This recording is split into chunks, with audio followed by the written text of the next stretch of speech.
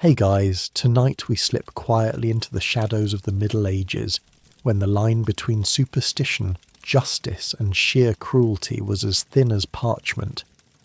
Picture yourself standing in a chilly village square, the fog still clinging low after dawn, as a crowd gathers to see whether you, yes, you, are guilty of some whispered crime. The punishment? Trial by cold water. It's exactly what it sounds like. You're bound, dragged out to a pond or moat, and hurled into the water like yesterday's laundry, and the verdict depends entirely on whether you sink or float. Spoiler alert, you probably won't survive this. So before you get comfortable, take a moment to like the video and subscribe, but only if you genuinely enjoy what I do here. And hey, post your location and local time in the comments. I love seeing where you're all listening from. Now dim the lights, maybe turn on a fan for that soft background hum, and let's ease into tonight's journey together. Your wrists are tied, your ankles bound, and you can feel the scratch of coarse rope against your skin. The crowd leans in, breath hanging in the crisp morning air. The water ripples dark and cold, and the village priest raises his hand for silence. In this medieval worldview, water was pure, almost sacred, and it was thought to reject anything unholy. So if you floated, congratulations. You were in league with the devil. Sink, and you were innocent, though that innocence might be discovered only after your lungs had filled. It's the kind of justice system that makes you want to invent a lawyer, fast. And historians still argue whether most victims actually died from this ordeal, or if villagers sometimes hauled them back up, dripping and shivering, to prove the point. The ambiguity is part of what makes this punishment so haunting. You could be both innocent and dead at the same time, which is quite a medieval two-for-one deal. This wasn't a fringe spectacle either. Trial by water was widely used across Europe, especially in witchcraft accusations. Think of the witch panic centuries later. The image of women tied to chairs and dunked owes much to this practice. One mainstream fact: as late as the 17th century, towns in England and Germany were still dunking suspected witches, convinced that water could reveal Satan's agents better than human testimony. Here's the quirky bit. Some communities developed little rules for the dunking. You might be bound with your thumbs tied to opposite toes, or weighted with stones, or tossed in with a rope still attached so the crowd could haul you up if things went too far. And yes, sometimes too far meant already drowned. Others decided on 3 dunks maximum, as if turning human suffering into a medieval version of a fairground ride. Imagine a villager with a clipboard keeping tally marks. That's dunk number 2, folks, one more to go. You sink under, water burning your nose, rope biting tighter as you kick. For a moment you feel weightless, drifting in that eerie underwater silence. You sink, innocent in the eyes of God, but struggling in the eyes of biology. Then someone yanks the rope, dragging you up again, sputtering, coughing, the world a blur of faces and shouts. You can taste the brackish pond water in your mouth, feel it soaking your tunic, and you can't help but think that guilt or innocence seems beside the point when you're half drowned in front of your neighbours. The audience isn't horrified, not really. For them, it's a blend of justice, entertainment, and religious ritual. Children giggle and point. Women whisper prayers or insults. Men nudge each other with the smug satisfaction of seeing someone else's misfortune.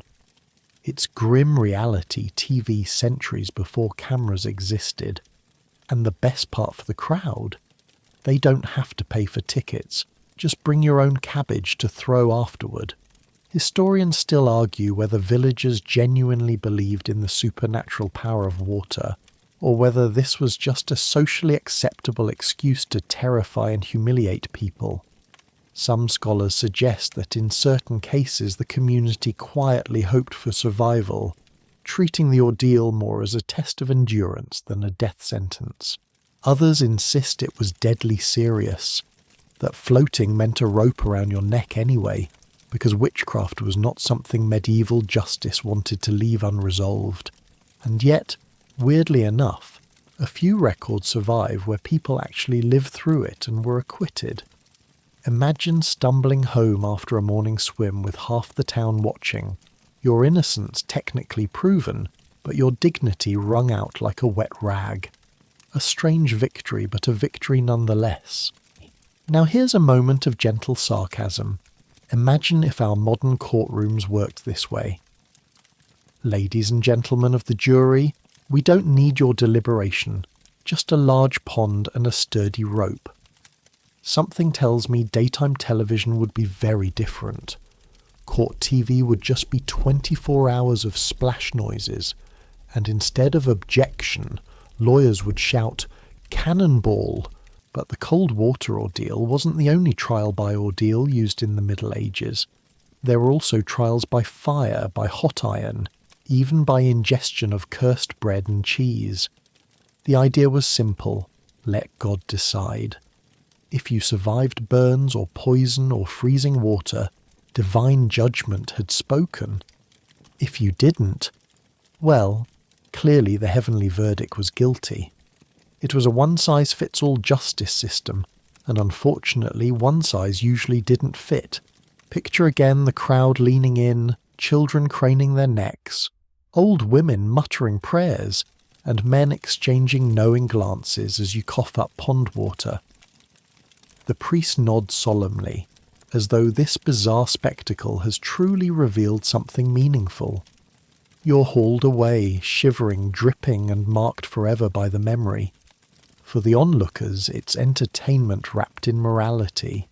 For you, it's punishment enough, whether or not you survive the judgment of the water. By the time you stagger back onto dry land, your body aching and your breath shallow, you realise this is only the beginning. Because if trial by water is the easy ordeal, then the road ahead will plunge you into punishments that make drowning look like a spa treatment. The crowd hasn't even dispersed from your watery ordeal before another form of punishment looms, one that doesn't drown you, but makes sure your mouth will never wander freely again. It's called the scold's bridle, or sometimes the brank. And if that word sounds like something you'd find hanging in a stable, that's not a coincidence. This was, in essence, a piece of horse tack repurposed for humans, except instead of helping you steer a noble steed, it was designed to turn your head into a walking billboard of shame. Imagine a heavy, cold frame of iron shaped crudely like a helmet. It slips down over your skull, scraping your scalp, pressing your cheeks. It buckles tight under your chin, so close you can feel your pulse hammering against the strap. And worst of all, from the front, a small plate of metal juts inward, forcing itself onto your tongue.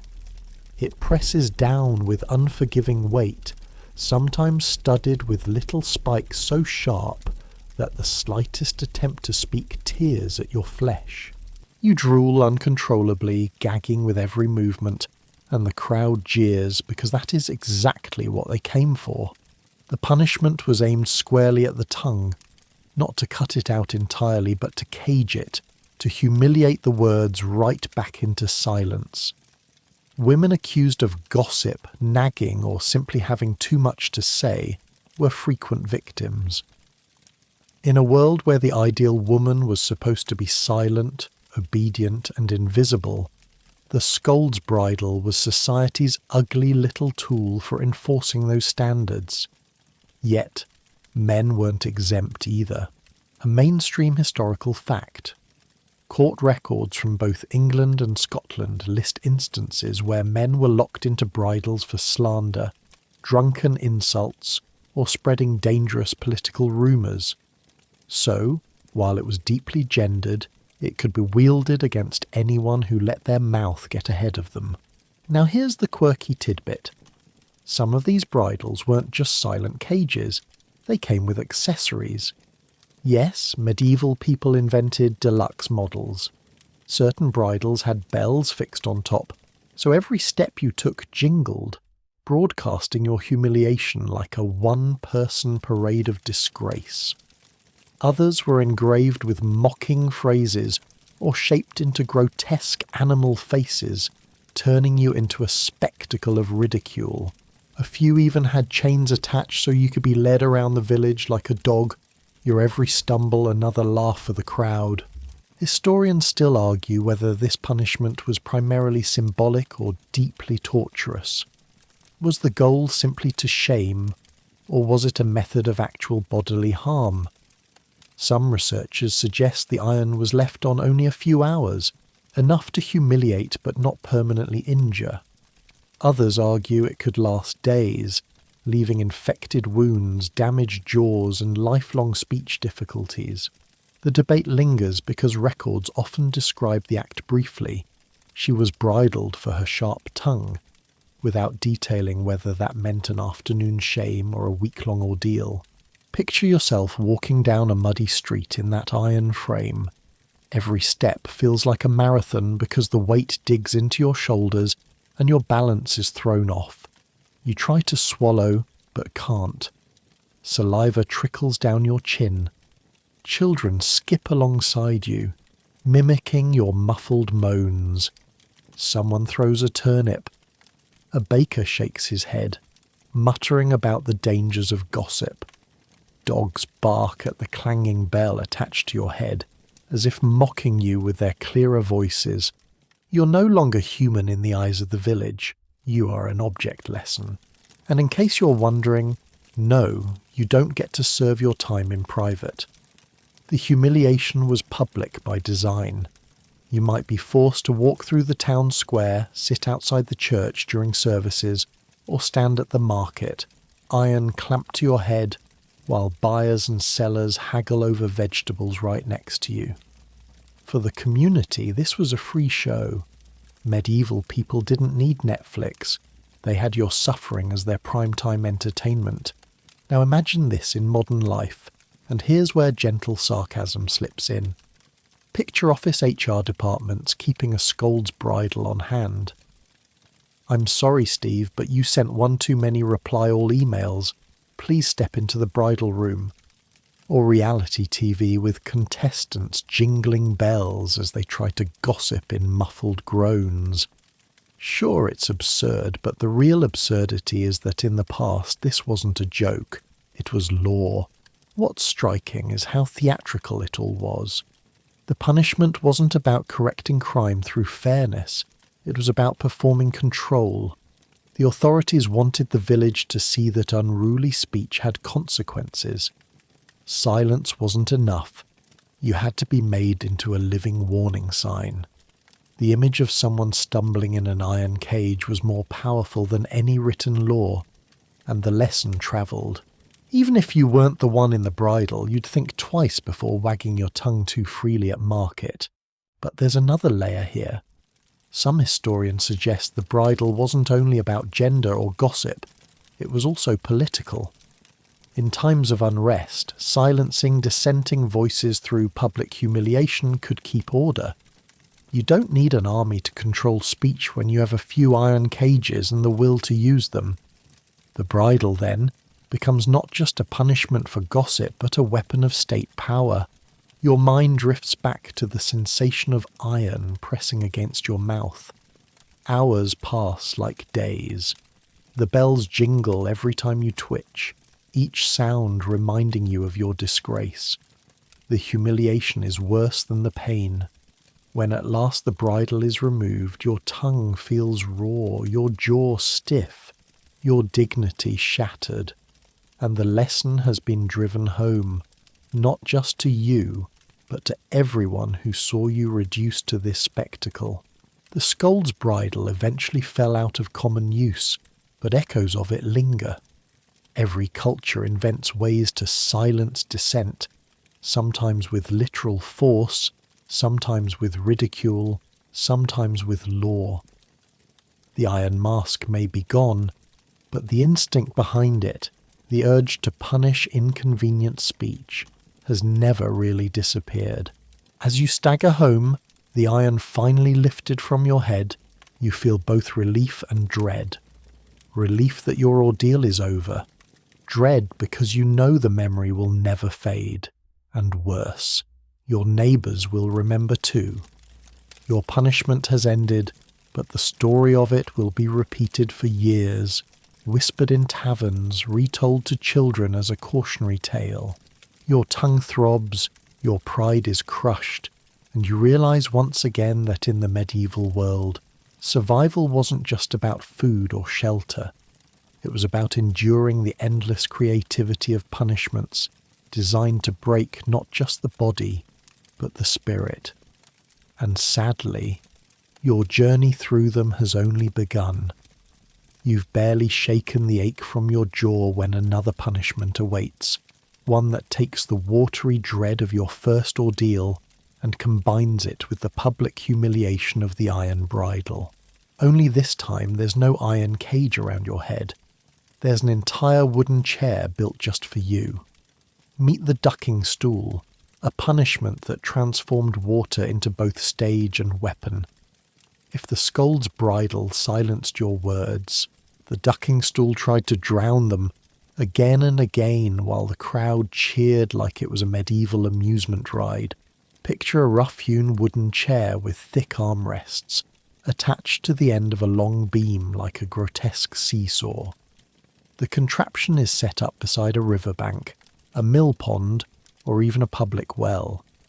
You're strapped into the chair, wrists and ankles bound, while the villagers gather in a semicircle on the muddy shore.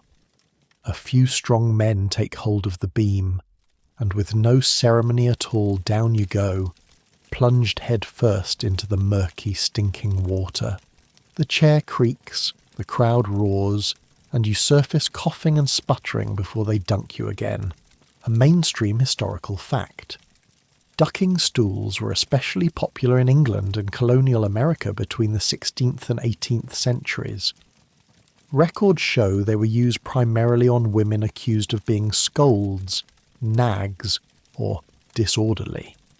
In other words, if you raised your voice, challenged authority, or annoyed the wrong neighbour, you might find yourself strapped to this medieval roller coaster without the fun.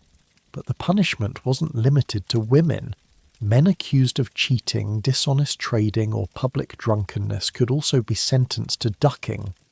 Equality, but only in misery. And here's the quirky tidbit. Some stools were portable. Yes, portable ducking chairs. Towns would keep them on wheels so they could parade you through the streets first, letting everyone have a good laugh before reaching the water's edge.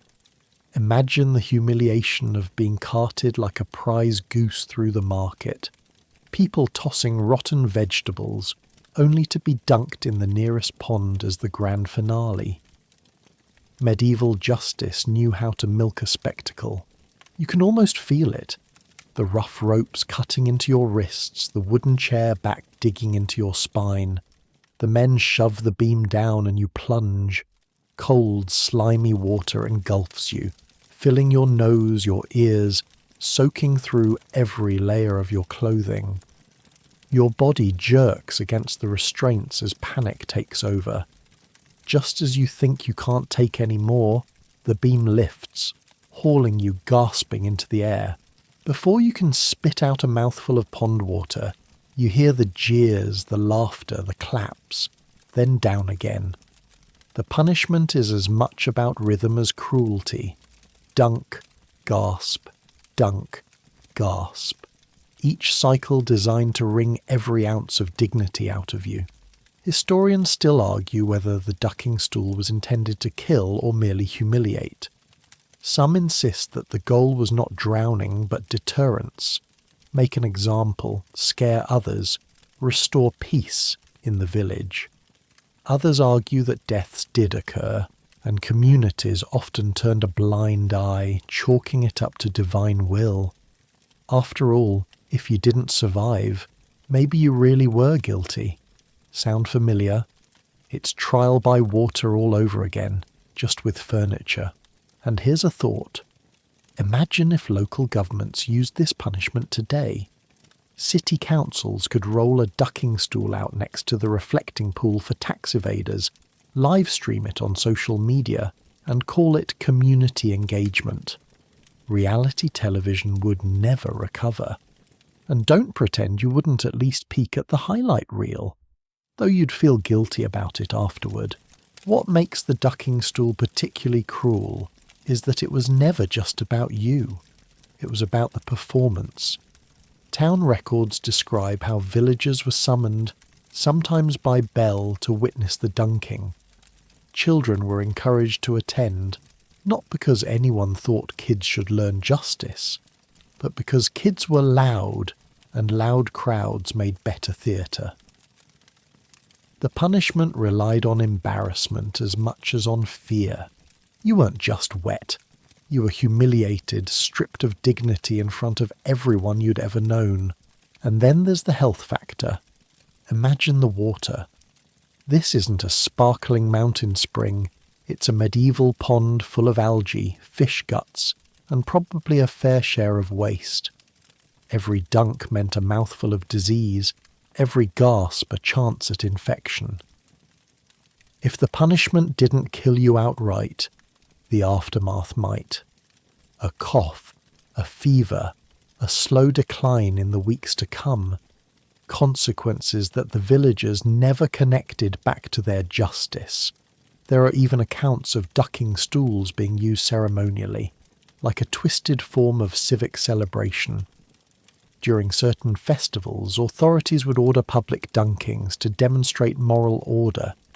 It's as though the stool wasn't just furniture, but a symbol of control, of silence, of the power of the collective over the individual. And in that sense, you weren't just punished for your own supposed sins. You were paying the price to reassure everyone else that the world was still orderly, still controlled. As the final dunk lifts you, dripping and shivering, your body aching, you look out at the crowd. Their laughter has faded into murmurs, and for a brief moment you think you see pity in a few faces. But the stool creaks as it's pulled back to shore, and the spell is broken. You're unstrapped, pushed to your knees in the mud, left to cough and shudder while your neighbours turn away, already chatting about what they'll cook for supper. Your ordeal is yesterday's gossip before it even ends. You stagger away, clothes heavy with water, hair plastered to your skull, skin cold and clammy. Every step squelches. Your ears ring with the echo of laughter. Your lungs still burn with swallowed pond water. And in the back of your mind, one bitter truth lingers. This was supposed to be justice. But justice here looks a lot like cruelty dressed up as community entertainment. And you can't help but wonder, if this is only the third punishment on your strange medieval journey, what horrors lie ahead? You've barely dried off from the ducking stool when the next punishment calls you not to water, but to wood. Imagine standing in the middle of a busy town square, locked in a contraption so simple and yet so effective that it remained in use for centuries. The pillory, a frame of heavy timber with 2 holes for your hands and 1 for your head, it clamps shut around you, immobilizing you from the shoulders up. You can bend slightly at the knees, but your arms are trapped forward, your chin pressed awkwardly against the wood. And you're not going anywhere until the town has had its fun. The pillory was a stage, and you were the unwilling actor. People streamed past, staring, pointing and laughing. Some tossed rotten vegetables, others hurled insults sharper than any stone. The device turned the crime of one into the entertainment of many. In fact, a mainstream historical fact. Pillories were not only used in medieval Europe, but lasted into the 18th century in England, and even the 19th century in America. Daniel Defoe, the author of Robinson Crusoe, was once sentenced to the pillory for writing pamphlets considered offensive. Ironically, instead of pelting him with filth, the crowd showered him with flowers in solidarity. So, the pillory wasn't just punishment. It was a public poll of your reputation. But don't mistake that for kindness. Most people didn't get flowers. Most got spoiled eggs, rancid meat, and anything foul that could be thrown without costing too much. And here's the quirky tidbit. Some towns even kept baskets of garbage specifically for Pillory Day, just so nobody would show up empty-handed. If you didn't have a rotten cabbage at home, don't worry. The municipality had you covered. Medieval recycling at its finest. You can feel the weight of the wood crushing against your neck. Your muscles burn as you shift, but there's no comfort. The crowd closes in, some jeering, some grinning, others quietly watching. A child lobs a tomato. It splatters against your cheek, the juice stinging your eyes. Another villager spits. Someone calls out your crime for all to hear, exaggerating the details. If humiliation were a currency, you're bankrupt by the first hour. Historians still argue about the deeper role of the pillory. Was it primarily a tool of justice, meant to punish? Or was it more about social bonding, a way for the community to unite against a common offender? One school of thought suggests that the ritualized abuse created cohesion. Neighbours bonded over shared disgust, reinforcing the rules of acceptable behaviour. Another view sees it as raw spectacle, less about order and more about the thrill of cruelty. Either way, it was you, not the community, paying the price. Now imagine this system in modern terms. Picture a Twitter feed, except instead of being ratioed online, you're physically stuck in the middle of Times Square while strangers throw iced lattes at your face. It's the same principle, humiliation delivered by the crowd. And just like on social media, once the mob decides you deserve it, there's no stopping them. The medieval pillory was basically the world's first cancel platform, only stickier. But not all pillory punishments were equal. The length of time you spent locked up varied. Some endured a single afternoon, others several days, exposed to the elements as well as the insults. Rain drenched you, sun burned your skin, and fatigue gnawed at your body. To collapse was impossible. The wood forced you upright no matter how weak you became, and if you were unlucky, local animals joined in. Dogs nipped at your ankles, birds pecked at scraps hurled your way. Yet occasionally something unexpected happened. In rare cases, the pillory became a stage for sympathy rather than scorn. Friends might gather near to protect you from the worst of the missiles, or strangers might even defend your cause. This duality, mockery or mercy, made the pillory not just a punishment but a referendum. Were you truly despised, or was the authority that sentenced you the real villain? You try to keep your eyes shut to shut out the faces, but the voices pierce through. Thief, liar, wretch. Each insult cuts deeper than the rotten turnips. Your skin prickles, not just from the stench of spoiled food smeared against you, but from the knowledge that people you once traded with, once greeted at the well, are now united in your disgrace. This wasn't only about law. It was about stripping away your belonging, reminding you that your place in society existed only by their approval. And here's the kicker. Unlike prison, which isolates, the pillory magnifies. It puts you on display, front and centre, a living warning.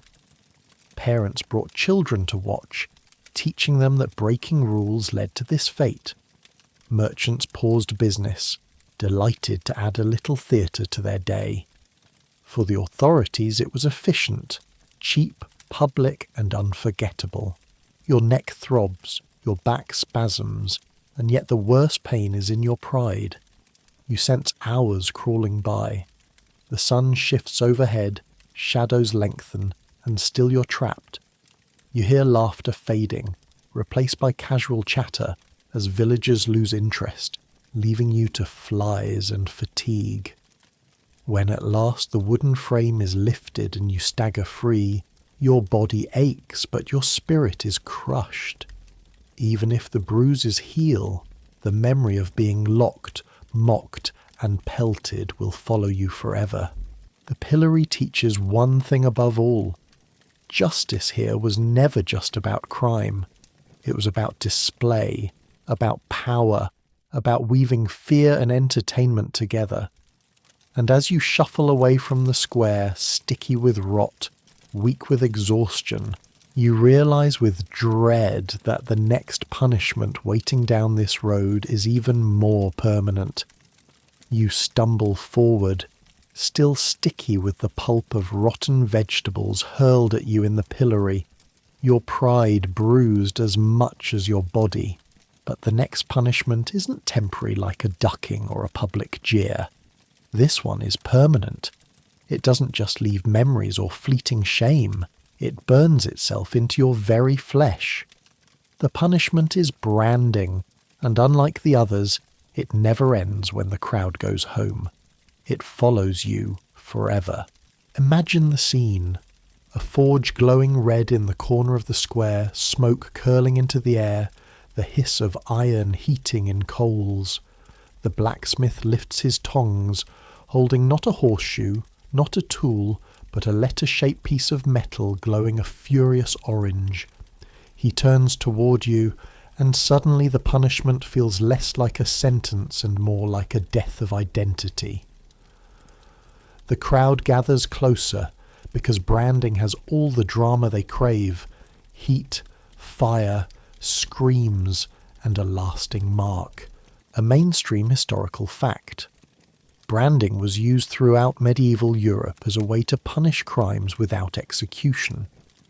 In England, thieves could be marked with a T, deserters branded with a D, and in France, the royal fleur-de-lis was burned onto criminals' shoulders or cheeks. The letter or symbol wasn't random. It announced exactly what you had done. A branded forehead was like wearing your criminal record on your face.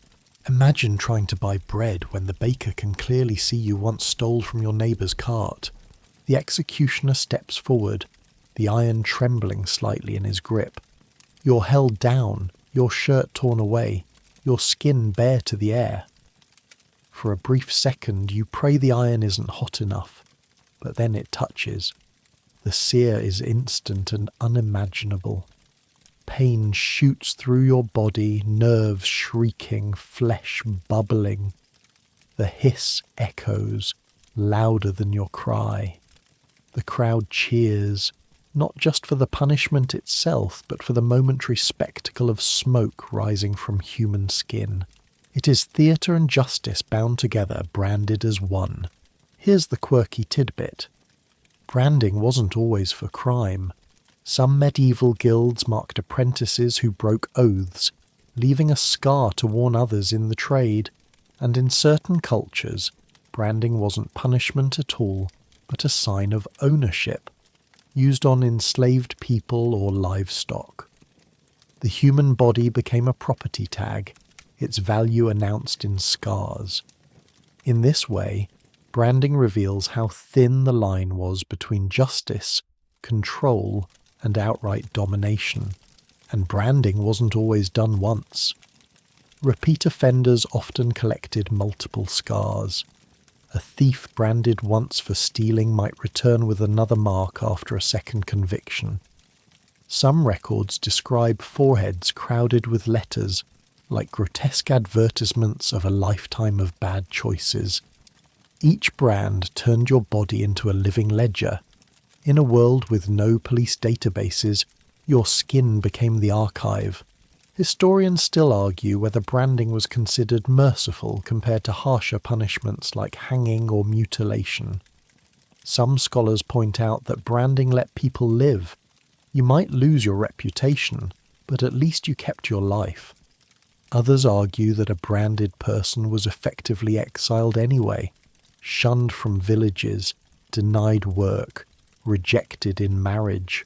The debate comes down to this question: is it more merciful to die quickly or to live permanently marked as less than human?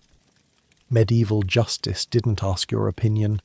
It simply pressed the iron down and left you to deal with the rest. Imagine the smell. It's not just smoke, it's your skin turning to char. The iron pulls away, leaving a blistered welt that oozes and throbs. You can taste the bitterness of burnt flesh in the back of your throat.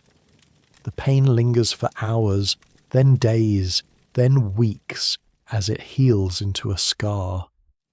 And long after the wound closes, the shame remains. Every handshake reveals the mark on your hand. Every turned head on the street reminds you that you're not free. Now let's add a bit of gentle sarcasm. Picture a modern job interview. You sit down across from the manager, who notices a large T branded on your cheek. "Ah, theft," he says, smiling thinly. "We were actually looking for someone a little more trustworthy. Best of luck."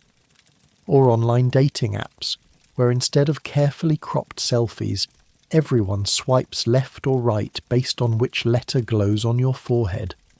On the bright side, at least catfishing would be impossible. The process itself wasn't flawless. If the iron cooled too much, the mark faded. Authorities often reheated it and reapplied, doubling the agony. If it was too hot, it burned too deep, leaving grotesque wounds that took months to heal or never healed at all. Infection was common, and a branded person could die from fever even weeks later. Justice may have been cheaper than imprisonment, but it was far from clean. And branding wasn't only for commoners. Nobles who betrayed their king or clergy who broke vows could face it too, though usually with symbols that emphasized dishonor rather than crime. The scar was less about punishing the flesh than about tearing the soul from its social standing.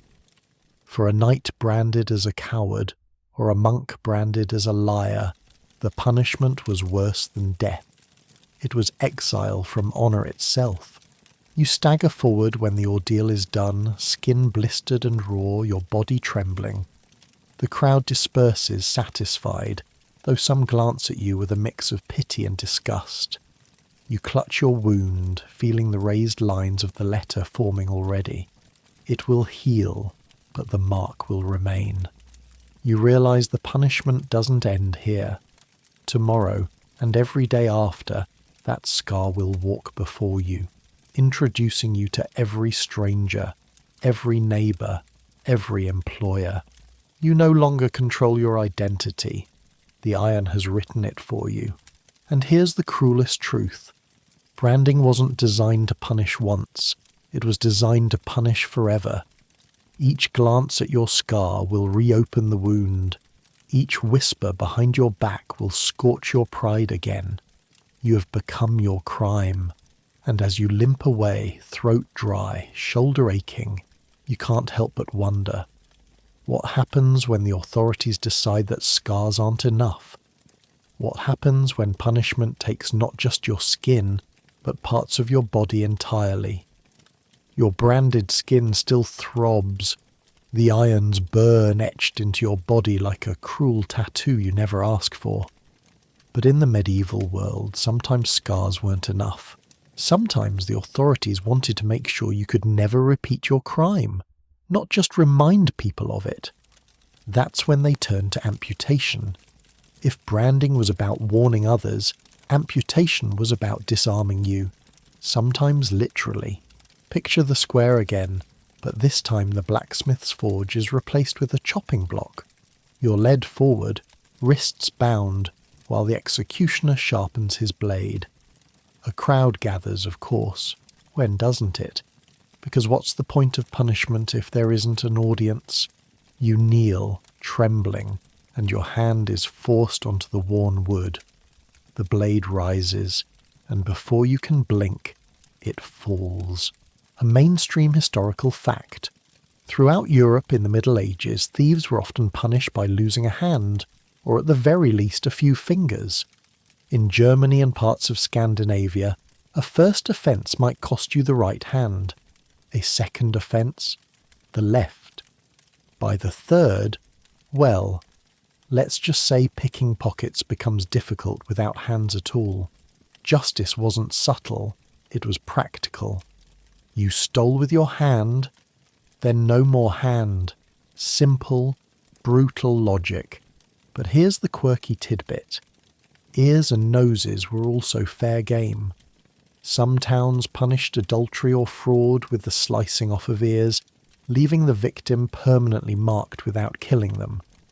Others lopped off noses to shame women accused of sexual misconduct, believing the disfigurement would forever tie them to their sin. In a few records, entire towns used mutilation as civic punishment, creating whole communities where scarred faces were grim reminders of justice at work. Imagine the sensory reality, the cold wood of the block pressing into your skin, the smell of sweat and fear hanging heavy in the air. You hear the murmur of the crowd, the whetstone scraping steel. Then the blow comes, fast, hard, final. Pain explodes, your vision blurs, and blood spatters across the block. You scream, or maybe you don't, because the shock is so great your mind struggles to catch up with what just happened. Your hand is gone. A stump throbs where it used to be. Historians still argue whether amputations were seen as merciful alternatives to execution, or as deterrents more terrifying than death. Some argue that in a world without prisons, amputation was the only way to enforce lasting punishment. Others point out that maimed individuals often starved anyway, unable to work or rejected by society. Which is worse, to die swiftly or to live uncrippled and shunned? The debate lingers, but the victims didn't have the luxury of weighing philosophy while bleeding into the dirt, and sometimes the process itself was botched. A dull blade could turn a clean strike into a gruesome sawing. Infection was almost inevitable, and gangrene could take what the executioner missed. Surgeons were few, antiseptics non-existent, and so the punishment often doubled as a slow death sentence. But did that stop anyone? Not in the least. In fact, some towns kept the severed hands nailed to gates as a warning. Imagine walking into town and being greeted by a row of shriveled hands swaying in the breeze like macabre wind chimes. Here's a modern sarcastic twist for you.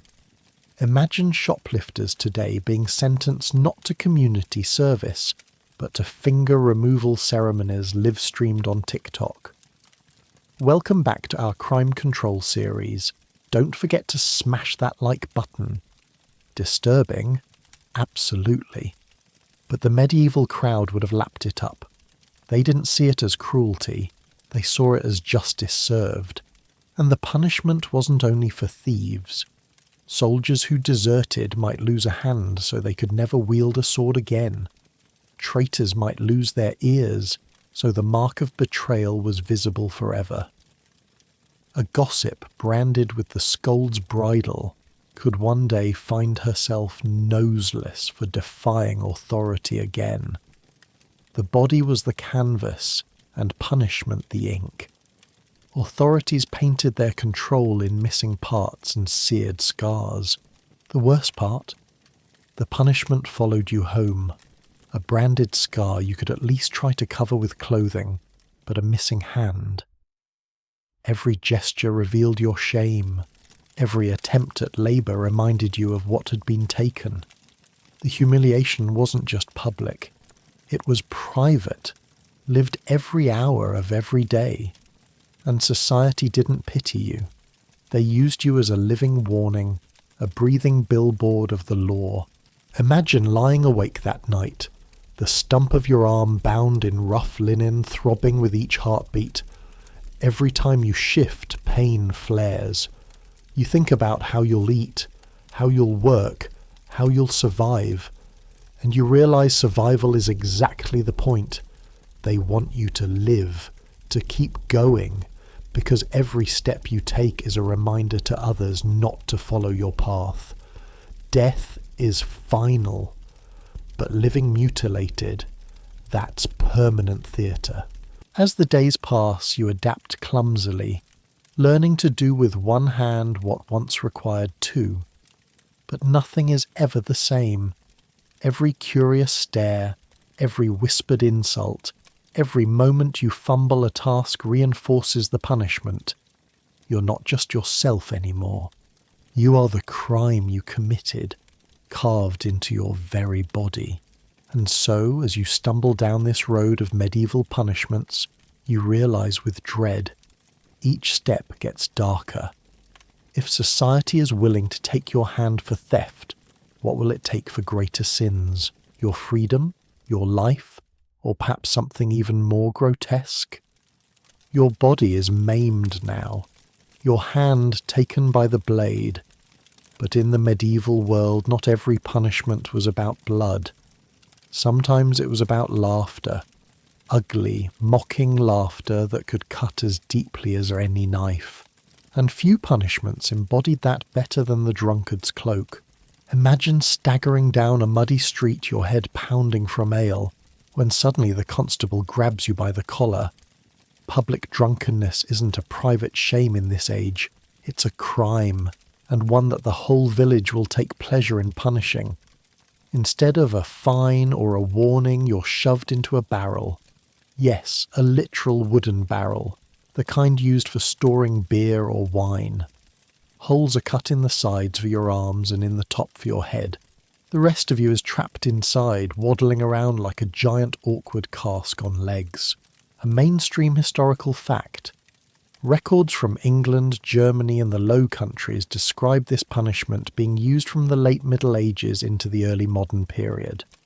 It wasn't reserved only for drunks. Cheaters, petty criminals, or general troublemakers could also find themselves sweating inside a barrel. The punishment was designed to humiliate, not injure. But humiliation in a tightly bound community often lasted longer than bruises. And here's the quirky tidbit. In Nuremberg, the drunkard's cloak was sometimes called the Schandmantel, the coat of shame. In some towns, barrels were painted with bright designs or animal faces, so you looked not just ridiculous but cartoonishly grotesque. Imagine being paraded as a human pig or donkey, while everyone in the market pointed and laughed. It's one thing to wake up after a hangover and regret your choices. It's another to have those choices illustrated on your outfit in public. You can almost feel the weight of the barrel pressing down on your shoulders, the rough staves rubbing against your skin, splinters scratching your arms as you try to move. Each step is clumsy, the wood knocking against your thighs. You wobble, stumble and sway, while children run alongside chanting rhymes and adults clap mockingly. Instead of hiding your drunkenness, the cloak magnifies it. Your shame echoes down the cobbled streets with every jangle of laughter. Historians still argue about whether the punishment was effective at curbing public drunkenness, or just served as comedy. Some believe it deterred repeat offenders by making them the butt of the joke. Others argue it probably didn't help much, since the same men were often back in the tavern the following week, barrel or no barrel. But perhaps the real purpose wasn't reform, it was reassurance. By mocking you, the community reinforced the rules, proving to themselves that order still held. Now picture it in today's world with a bit of gentle sarcasm. Instead of DUI checkpoints, imagine police officers rolling drunk drivers down Main Street inside giant beer kegs, or college campuses handing out party barrels for freshmen who overdo it on their first weekend. Social media would explode. Memes, hashtags, TikToks of stumbling barrels tripping over sidewalks. Medieval punishments have a way of sounding absurd until you realise we still thrive on public shaming, only now we call it going viral. And the drunkard's cloak wasn't just for individuals, it was for spectacle. The authorities made sure you were paraded through the busiest streets, shown off at markets, or displayed outside the tavern where you'd caused trouble. Sometimes multiple offenders wore barrels at once, waddling along in a ridiculous parade of shame. Picture 3 men side by side, clumsy and off balance, like a tragic medieval comedy troupe. The laughter of the crowd grew with each stumble, each awkward attempt to wave their barrel-bound arms.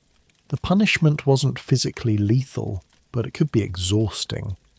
Imagine standing for hours inside a heavy oak cask, sweating, aching, with no chance to rest. If the sun blazed, you baked. If it rained, the wood grew heavy and soggy, soaking into your clothes, and if you collapsed from exhaustion, well, the barrel didn't care. You just tipped sideways, legs flailing helplessly while the crowd laughed harder. But beyond the laughter was something darker. Once you'd been seen in the cloak, the memory stuck. For weeks, even years, neighbours might snicker whenever you passed. The shame lived on in nicknames and whispers. Some offenders carried the stigma long after their punishment ended, never fully regaining their reputation. The barrel might come off, but its shadow lingered. What makes the drunkard's cloak so chilling isn't just its comedy, it's its cruelty masked as comedy. It pretended to be harmless fun, but it struck at the heart of what mattered most in a small community: belonging. To be laughed at by your peers, to be reduced to a walking joke, was to be pushed to the edge of society. And that perhaps was more effective than any fine or lash. As the barrel is finally lifted from your shoulders, you stumble forward, muscles aching, cheeks burning with humiliation. The laughter still rings in your ears, and though your punishment is over, you know you'll never quite escape it. Every time someone clinks a mug in the tavern, every time a child rolls a barrel down the street, you'll feel the sting of memory. And as you trudge away, you realise with dread that the punishments aren't all playful. Some are darker still. If people will laugh at your shame in a barrel, what will they do when animals are involved? Animals turned into executioners themselves. You limp along, still hearing the echo of laughter from the barrel when the mood of punishment suddenly shifts. Gone is the comedy of humiliation. The medieval stage now calls for something darker, more primal, and infinitely more terrifying. Animals turned into executioners. If being paraded in a barrel was a joke, this next ordeal is no laughing matter. This is punishment by beasts, where flesh meets fang, and survival depends less on law than on the instincts of creatures that never ask to play judge and jury. Picture yourself dragged into an arena, or sometimes just a market square cleared for the occasion. The crowd buzzes with anticipation, not because they expect a fair trial, but because they crave the spectacle. The air smells of sweat, hay, and fear. You're shackled to a post, or sometimes left free, and a heavy gate creaks open. From the shadows steps your punishment, not an executioner in a hood, but an animal chosen to mete out your fate. A mainstream historical fact. In parts of medieval Europe, animals were deliberately used for public executions. Bears and dogs, prized for their ferocity, were unleashed upon criminals. In France, a common punishment for regicide, killing a king, was to be torn apart by horses in a grisly ceremony known as quartering by steeds. Elsewhere, pigs or wild boars, normally food for the table, were sometimes set upon offenders as if to reverse roles. And let's not forget the infamous use of lions or leopards in spectacles carried over from Roman traditions, a faint echo of gladiatorial bloodlust that never fully vanished. But here's the quirky tidbit. Animals weren't only executioners, sometimes they were defendants. Yes, believe it or not, medieval courts occasionally put pigs, goats, or even insects on trial for harming humans. A pig that trampled a child could be dressed in human clothes, paraded before a judge, and then executed publicly. The logic was that justice applied to all God's creatures, though really it was just another way of turning violence into theatre. Imagine the absurdity of a sow in a bonnet standing trial while villagers nodded solemnly. Back to your ordeal. You feel the rope tugging your arms tight as a snarling dog is led forward. Its hackles rise, its teeth glisten. The handler releases it and it lunges. The impact knocks the wind from your chest, claws raking your skin. You scream, but the sound is swallowed by the roar of the crowd. If you're lucky, guards pull it back after a few savage bites. If not, well, medieval punishments weren't exactly known for their consistent endings. Historians still argue whether these animal punishments were primarily symbolic or practical. Were they meant to terrify the community with the raw power of nature unleashed against lawbreakers, or were they simply efficient tools of death? Some scholars suggest they were a twisted reminder of biblical order. Just as man was given dominion over beasts, so too could beasts be used to punish man when he broke divine law. Others argue it was pure entertainment, cruelty dressed up as justice. The debates continue, though the screams of the condemned offer their own grim answers. And here's where gentle sarcasm slips in. Imagine today's legal system outsourcing punishments to animals. For tax evasion, you'll be sentenced to 3 rounds in the dog park with particularly cranky Rottweilers. For insurance fraud, we're releasing a mildly annoyed ostrich into your office.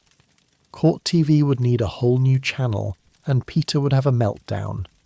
Yet in medieval towns, no one blinked. The idea of letting creatures handle what humans declared as justice felt natural, even divine. One infamous account describes a man tied inside a sack with a wild animal, sometimes a snake, sometimes a cat, sometimes even a monkey. The sack was then tossed into a river, leaving the condemned to thrash in terror as claws, fangs, and water closed in together. The image of a man fighting for breath while trapped in a sack of fury must have been horrifying to behold. Yet villagers came eagerly, craning their necks for a better view. You can almost hear it now. The growls of beasts echoing against stone walls, the shouts of villagers egging them on. Your heart pounds as you imagine hooves striking, teeth sinking, fur brushing against your skin in that last chaotic moment. The punishment is not only physical, it's psychological. There's something uniquely terrifying about facing a creature whose motives you can't predict, whose fury isn't human but raw, instinctive. It strips away all dignity, reducing you to prey. The crowd, of course, loves it. They gasp, they cheer, they point. For them, it's not about justice anymore. It's about seeing the natural world turned inside out, with beasts punishing humans as if the great chain of being has collapsed. Parents clutch their children, warning them to obey lest they too end up as sport for animals. The lesson is clear. Disobey, and you'll be reduced to nothing more than meat. And when the ordeal finally ends, whether you're mauled, trampled, or miraculously spared, you are no longer the same. Even survival carries shame. People will whisper, "That's the one who faced the beasts." Some might admire your endurance, but most will remember only the spectacle, the moment you were dragged low, not by law, but by tooth and claw. As you stumble from the square, wounds stinging, heart still hammering, one thought gnaws at you. If punishments can be carried out by animals, what other humiliations might humans dream up? If dogs and horses are weapons of justice, What happens when your own neighbours become the instruments of shame? You stagger away from the chaos of snarling beasts and snapping jaws, your wounds still fresh, when you hear the next punishment whispered through the crowd. This one doesn't leave claw marks or glowing scars. It leaves humiliation that spreads like wildfire through every alley and tavern. It is the shame parade, and unlike the pillory or the cloak, this punishment doesn't confine you to one spot. It drags you through the whole town so that no one can possibly miss the spectacle. Imagine being yanked from your cell at dawn, stripped of dignity, sometimes of clothing, and forced to march through cobbled streets lined with your neighbours. In some cases, you're paraded completely naked. In others, you're dressed in absurd costumes meant to mock your crime. A thief might wear a necklace strung with fake purses. An adulterer might be marched with horns strapped to their head. A gossip could be forced to carry a huge wooden tongue tied around their neck. Every step you take deepens the humiliation, because every face in the crowd is memorizing the performance. A mainstream historical fact. Shame parades were common across medieval Europe, especially in German and Italian cities. They were used for crimes like adultery, dishonesty in trade, or simply breaking social codes. In some towns, offenders were forced to ride backward on a donkey while the crowd jeered. The symbolism was clear. You had acted against society, so society turned you upside down. And here's the quirky tidbit. Some towns took the mockery even further by making offenders sing songs during the march, often bawdy or ridiculous verses written specifically for the occasion. Imagine being forced to belt out a humiliating ditty about your own misdeeds while children skipped alongside, clapping in rhythm. If you refused, guards might prod you with sticks until you complied. Your punishment became a travelling musical, a comedy show in which you were the unwilling star. The sensory detail is brutal. You feel the cold morning air against bare skin, or the scratch of rough, mocking costume fabric against your body. The donkey beneath you stumbles, its smell pungent, its tail swishing annoyingly against your leg. Laughter surrounds you, punctuated by jeers and the occasional rotten apple sailing through the air. Your cheeks burn hotter than the branding iron ever did, because humiliation seeps into places no blade can touch. Historians still argue whether shame parades were more effective than harsher punishments. Some suggest they worked better in close-knit towns, where reputation meant everything. A few hours of mockery could ruin your standing for years, which might deter others more than mutilation. Others argue they were more about catharsis, giving the community a chance to vent frustrations by mocking one of their own.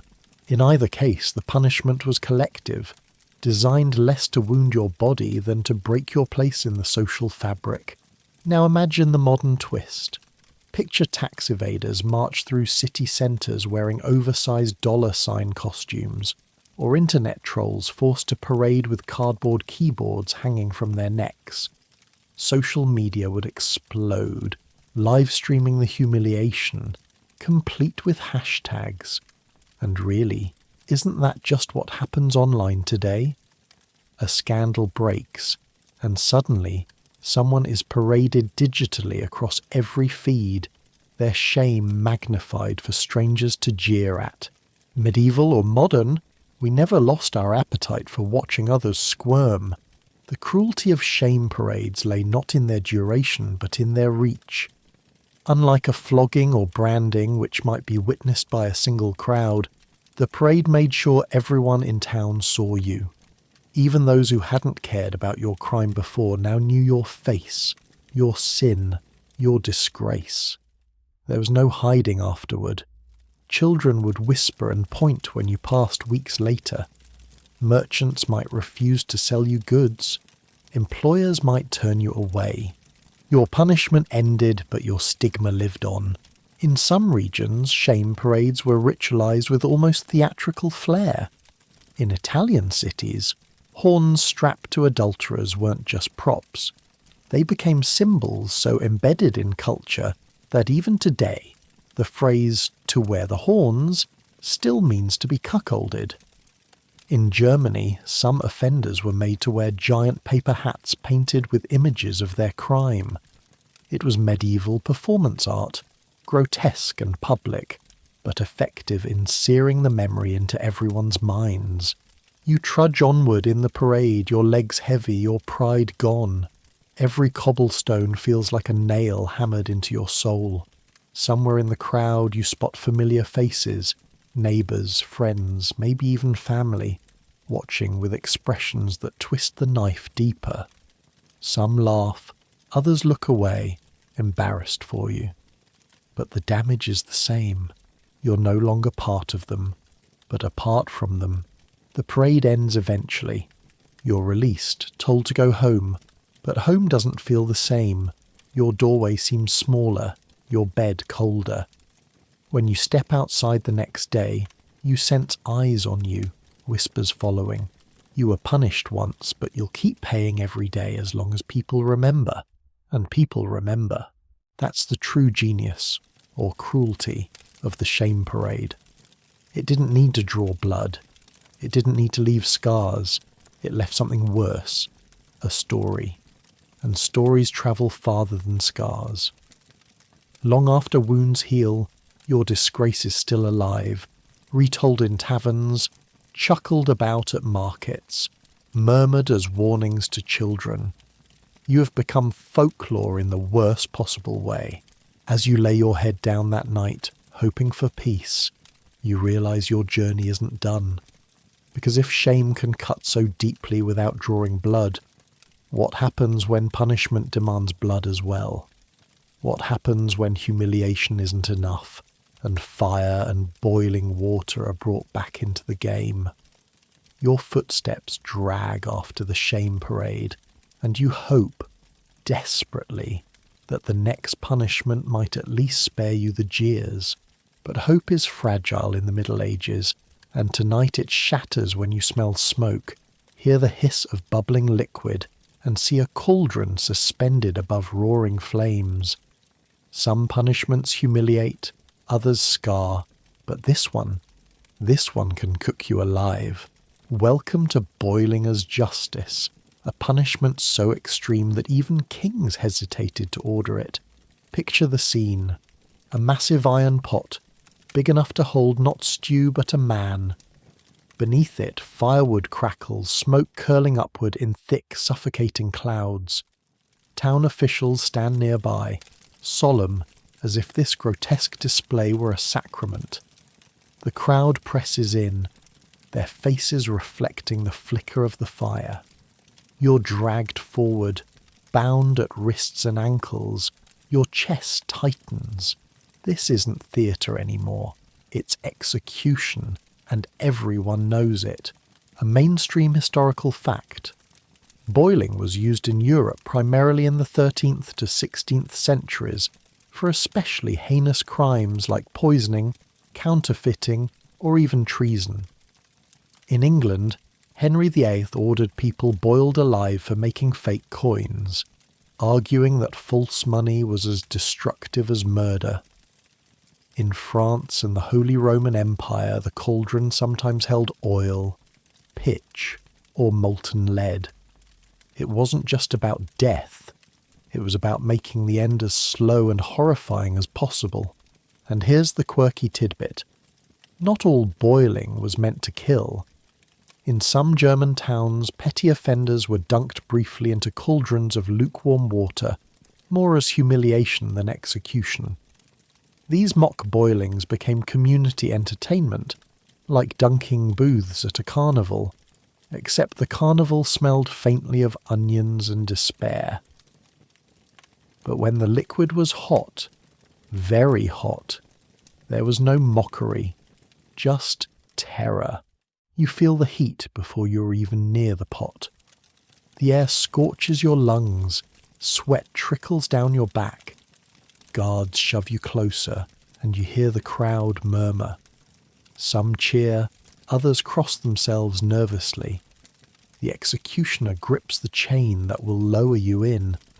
For one desperate moment you hope it's only water, but the viscous, bubbling surface looks darker, thicker, maybe oil, maybe worse.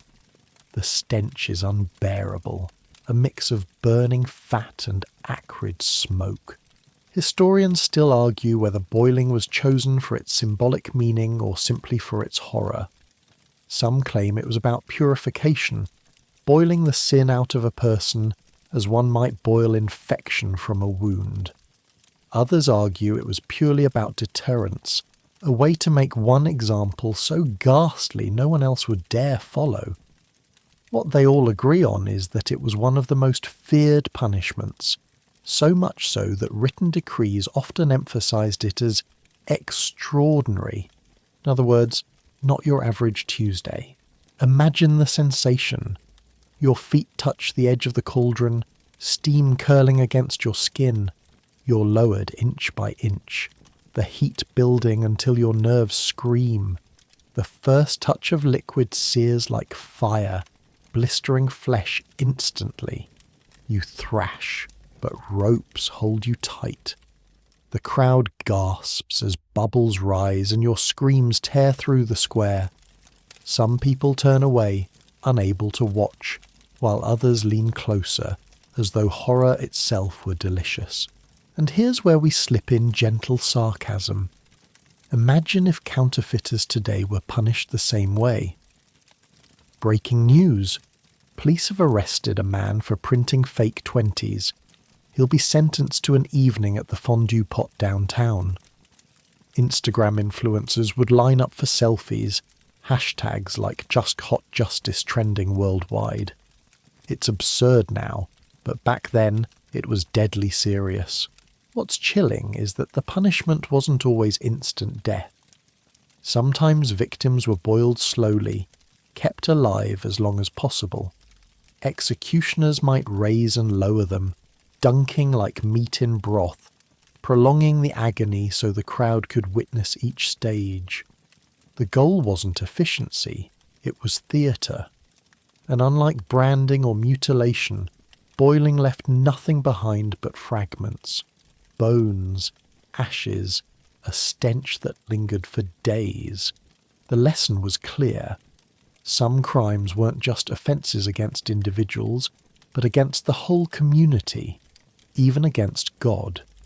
Counterfeiting money, poisoning wells, betraying kings, these acts threatened order itself.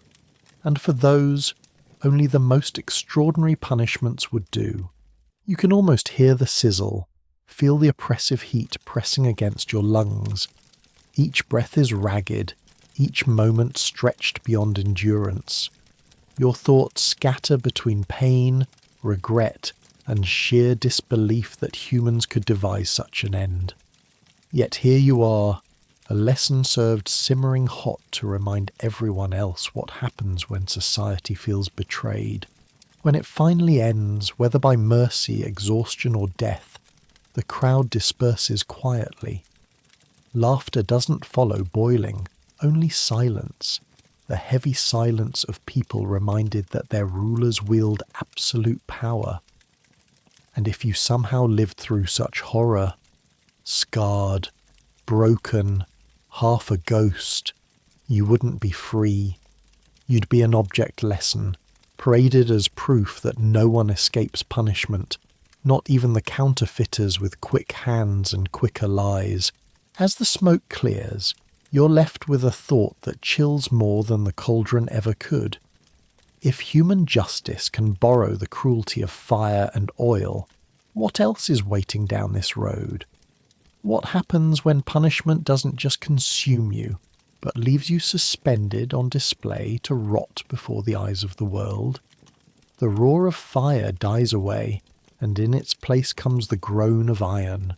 If boiling was about the sudden violence of heat, the next punishment is about time, about dragging suffering across days and weeks until death itself becomes a kind of release you are not permitted to reach quickly. You see it before you even hear it. A cage, swaying slightly in the wind, its bars thin but unyielding, shaped crudely to resemble the outline of a human body. It is not meant for comfort. It is not even meant for restraint. It is meant for display, for turning your body into a message that never stops screaming, even after your voice is long gone. They drag you forward and cram you into the narrow frame. Your arms jut out at awkward angles, your knees bent until they ache, your ribs grinding against cold bars. The door slams shut behind you with a metallic clang, and the cage rises, hoisted by rope and pulley, until you dangle in the air like some grotesque ornament. The people gather beneath, pointing upward, whispering. Their eyes say it all. You're no longer a man or woman, you're a warning, a mainstream historical fact. These devices, often called gibbet cages, were used across England, France and Germany well into the early modern era. Bandits, highwaymen and murderers were not only executed but displayed afterward. Their corpses hung for months or even years as a deterrent to others.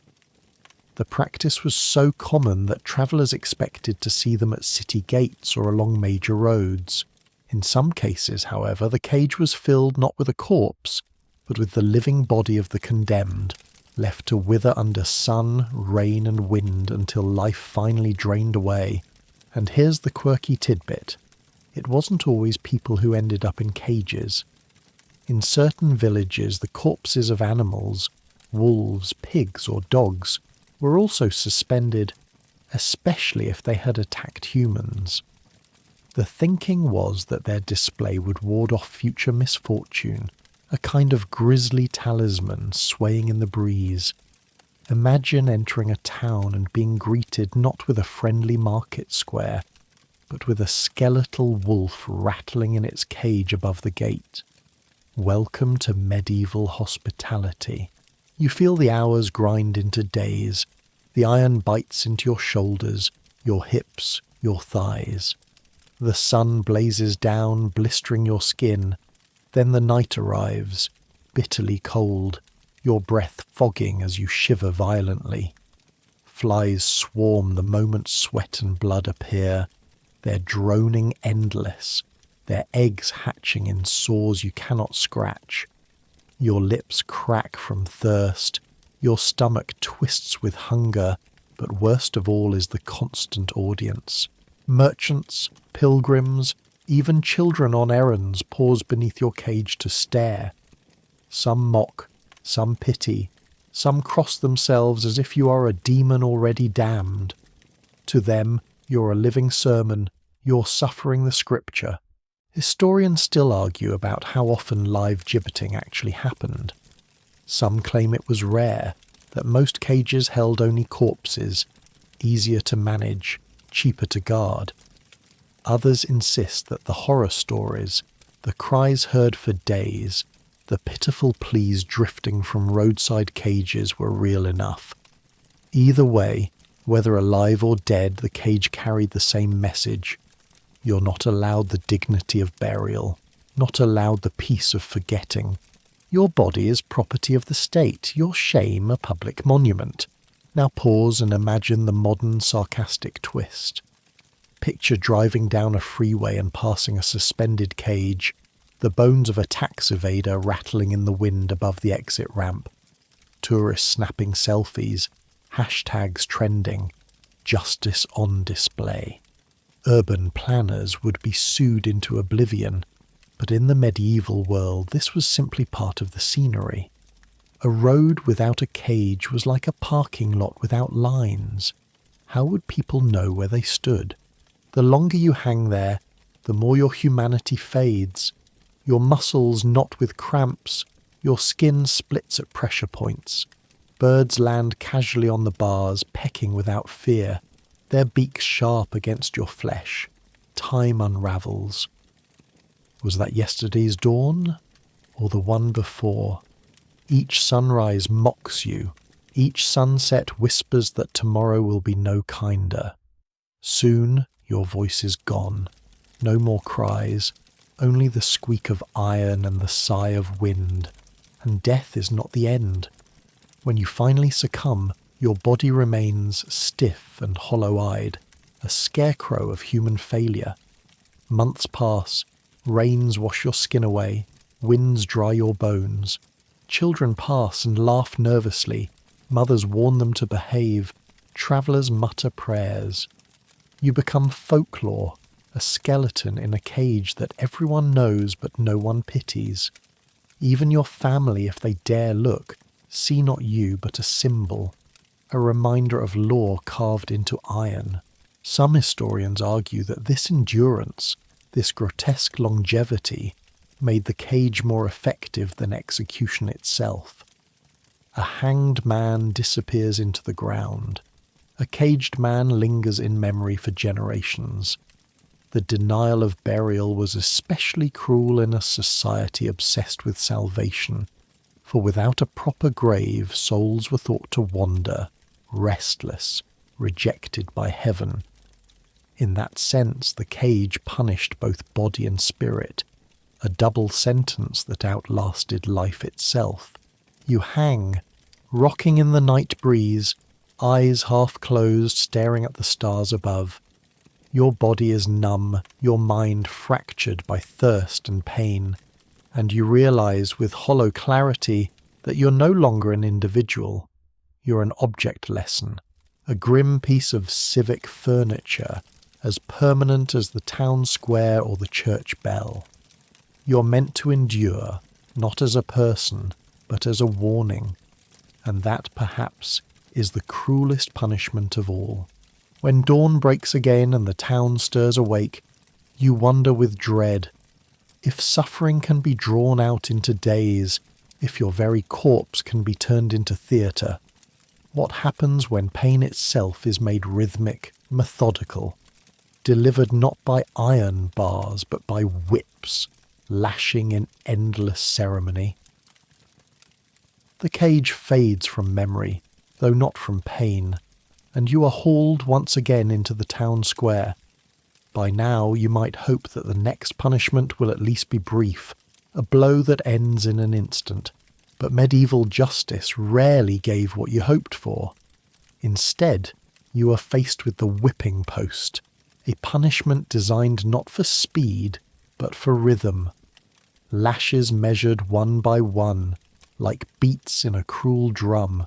The post itself is nothing grand, a heavy timber driven into the ground, its surface scarred by countless bodies pressed against it before yours. Leather straps dangle loosely, waiting to bind wrists and ankles. But its simplicity is its horror, because it isn't the post that matters, it's the whip. They drag you forward and force your arms around the wood. Rough grain scrapes your cheek as rope tightens around your wrists. The crowd circles close, because the spectacle is intimate, almost musical. A hush falls as the executioner steps forward. In his hand is not just a strip of leather, but a weapon crafted for pain. Sometimes a single lash, sometimes a cat o' nine tails, each strand tipped with bone or iron. He draws it back slowly, letting you and everyone else savour the anticipation. And then, with a crack like thunder, it lands. The first lash burns, searing across your back. The second doubles it. By the third, your body already trembles, sweat beading on your skin. The crowd reacts with a mixture of winces and grins. For them, it is ritual as much as punishment. A rhythm builds, raise, crack, gasp, raise, crack, scream. A mainstream historical fact. Flogging was one of the most common punishments across medieval Europe. In England, town statutes often specified exact numbers of lashes for crimes. 20 for petty theft, 30 for fraud, sometimes 50 or more for serious offences. Monastic communities also relied on whipping as discipline. Monks late to prayers or guilty of disobedience could be flogged before their brethren, reinforcing humility and order. The whip was both secular and sacred, woven into daily life. And here's the quirky tidbit. In some regions, whips were dipped in brine or vinegar before use. The salt stung the wounds, preventing clotting and prolonging agony. Others rubbed nettles into the strands, so each blow carried the extra sting of poison. Town records even mention festival whippings, where punishments were scheduled to coincide with market days to guarantee a bigger audience. Imagine being told, your lashes will be delivered Saturday. Plenty of folks will be in from the countryside to see. You feel another lash fall, tearing into skin already raw. The whip whistles through the air, then snaps across your back with merciless force. The pain radiates outward, your breath catching with each strike. The executioner counts aloud, 5, 10, 15, each number sinking into you as deeply as the lash itself. By 20 you're trembling, sweat mixing with blood, your knees threatening to buckle. But the ropes hold you upright. Mercy is not allowed. Historians still argue about whether flogging was meant as correction or pure entertainment. Some suggest it gave offenders a chance at redemption. Endure the pain, and you could rejoin society. Others insist it was ritualized cruelty, designed less to change the individual than to entertain the masses. Both views may be true, because what was medieval justice if not a blend of morality and theatre? And here's a sarcastic modern twist. Imagine office discipline handled the same way. Miss the project deadline again, Jeff? That's 20 lashes at the HR post. Or traffic violations punished by roadside floggings. Step out of the car, sir. You were 15 over the limit. The absurdity makes you smirk now, but in medieval towns it was as normal as a fine or a citation today. The blows keep coming. Each one feels heavier, sharper as your body weakens. The crowd leans in. Some whisper about your crime. Others joke, wagering how many lashes you'll survive before fainting. Children crane their necks, learning a lesson more vivid than any sermon. Parents nudge them. See what happens when you steal, when you lie, when you disobey? The whip cracks, and the lesson is etched not just into your skin but into the minds of everyone watching. Sometimes the punishment didn't stop when you fainted. Records tell of executioners splashing water on collapsed bodies, reviving them just enough to finish the count. Precision mattered. 30 lashes meant 30, not 29. If you died before the number was complete, so be it. The law was satisfied and the crowd had their show. And sometimes the post itself became a kind of stage. Townspeople remembered whippings for years, gossiping about who endured bravely, who begged, who screamed the loudest. One man's humiliation became another's anecdote. It wasn't just punishment. It was a story, retold at market stalls and taverns until the memory itself was another lash against your reputation. Your body sags now, every breath ragged, every nerve raw.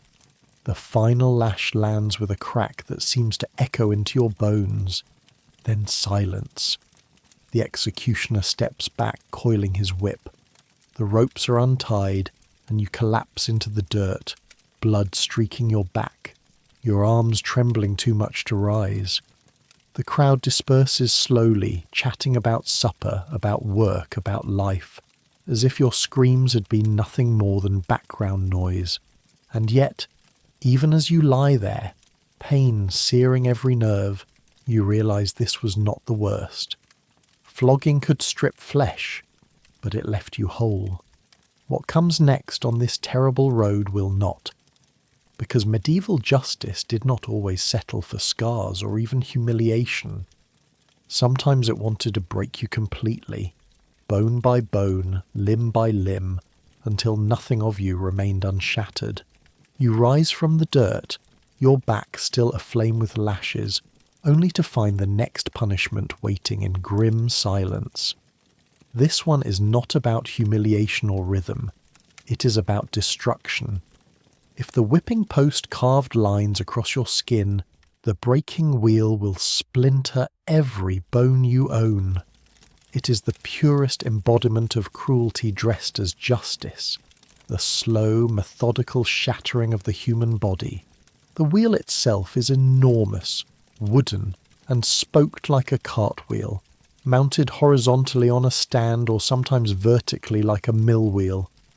You're dragged toward it, wrists bound, ankles tied, the crowd buzzing with nervous anticipation. Unlike flogging or branding, this punishment promises no return home. The breaking wheel is designed for one end: obliteration, a mainstream historical fact. The wheel was used widely in continental Europe from the Middle Ages into the 18th century, especially in France, Germany, and the Low Countries. Criminals convicted of heinous acts, murder, treason, armed robbery, were sentenced to the wheel, which meant bones shattered one by one until death, sometimes hours or even days later. In some cases, the condemned was laid across the spokes while an executioner smashed limbs with an iron bar. In others, the body was tied to the wheel and spun as blows rained down. Either way, it was agony stretched into eternity. And here's the quirky tidbit. In certain German towns, the executioner's technique was considered an art form. Some blows were mercy strokes, aimed at vital areas to hasten death. Others were deliberately delaying strokes, designed to break limbs without killing, prolonging the spectacle for hours. Manuals even described patterns of bone breaking, starting with legs, then arms, leaving the chest and skull for last. Imagine being turned into a grotesque puzzle, dismantled piece by piece while a crowd judged the performance like a sport. You feel the ropes cutting into your skin as they tie you across the wooden spokes. The sky above looks distant, detached, as though even heaven refuses to watch. The executioner raises his iron bar, heavy and pitiless.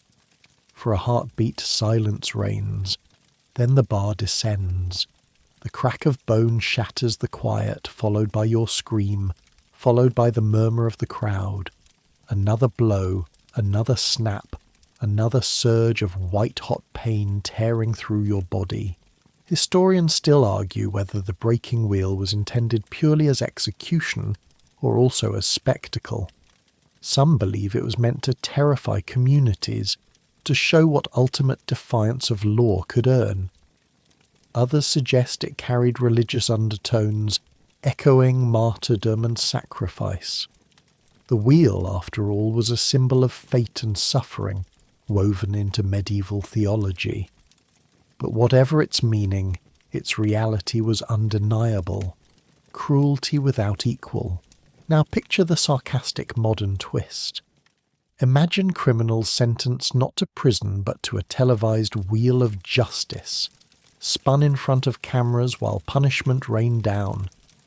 Reality TV might call it Extreme Courtroom Edition. People would watch, horrified, but unable to look away.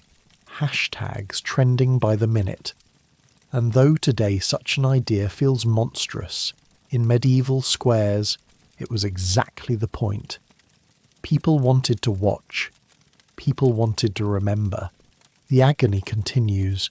Each limb is broken until it hangs limp, twisted grotesquely. Your breath comes in shallow gasps, your voice hoarse from screaming. The crowd leans in, some fascinated, others turning away in horror but unable to leave. Children peek between their fingers, adults mutter prayers, yet no one intervenes. Justice, they say, must be seen. And here it is, in its most brutal form. Sometimes the condemned was left alive on the wheel, Body shattered, tied to the spokes, left to die over days. Birds pecked at open wounds. The sun blistered exposed skin. Rain chilled you to the bone. Every twitch was agony. Every breath a reminder of your brokenness. Death might take hours, might take days, but it always came too slowly. And when it did, your body was often left on display, bones still entwined with wood, a monument to pain. What's striking is that the wheel was often accompanied by ceremony. Priests stood nearby, offering last rites between blows. Town officials read out the crimes, their voices steady as your body shattered. For them, it was not cruelty but order, law made manifest in splintered bone. They believed the spectacle cleansed the community, restoring balance. But balance bought at such a cost seems less like justice and more like madness. The executioner raises his bar for the final strike. This one is different. It falls heavy across your chest or skull, ending what the others prolonged. Silence follows, broken only by the whisper of wind and the faint groan of the wheel as it sways. Your body remains, contorted, a grotesque fusion of wood and flesh. And the crowd, satisfied, disperses slowly, leaving you as a grim landmark for travellers who will pass and shudder. The breaking wheel strips away everything: dignity, identity, humanity. It turns a person into fragments, and fragments into warning. And as your shattered form lies entwined in wood, one question hangs in the air. If bones can be snapped for justice, what other agonies might people invent? Punishments that pierce not just body or pride, but your very sense of self. You lie broken on the wheel, bones shattered, body twisted. Yet the medieval imagination is not finished with you. It seems each punishment is less about what you did and more about proving that pain can always be reinvented. If the wheel destroyed your body outright, the next device torments it slowly, cruelly, forcing you to endure agony not through blows, but through balance. You are led to a contraption known as the wooden horse. At first glance it looks harmless, almost childish. A long wooden beam, sometimes shaped like the spine of a narrow bench. But don't be fooled. The top of this horse is sharpened into an edge, a thin ridge where no one was meant to sit comfortably, and yet that is exactly what you are ordered to do. Guards hoist you up, bind your arms behind your back, and set you astride the wooden horse. Your full weight presses down on that cruel edge, cutting into flesh, grinding into bone. It is less riding, more impalement by inches, a mainstream historical fact. The wooden horse, or chevalet in France, was used throughout Europe as a punishment for soldiers, petty criminals, and sometimes women accused of moral offences. In military camps, it was a disciplinary tool. Soldiers caught drunk, asleep on watch, or guilty of theft might be forced to sit astride the horse for hours, their comrades jeering as they squirmed in pain. Sometimes weights were tied to the ankles, dragging the body lower, pressing the groin harder against the beam until agony became unbearable. And here's the quirky tidbit. In Spain and parts of Italy, the wooden horse was occasionally decorated with a grotesque horse's head carved at the front, complete with reins. The condemned, perched in misery, was expected to ride it through mockery, neighbours tugging the reins and making neighing sounds. It wasn't just punishment, it was cruel comedy, the medieval version of a prank gone horribly wrong. You feel the edge dig into you, sharp and unyielding. Minutes stretch like hours. Your thighs cramp, your back spasms, your ankles ache beneath the added weight.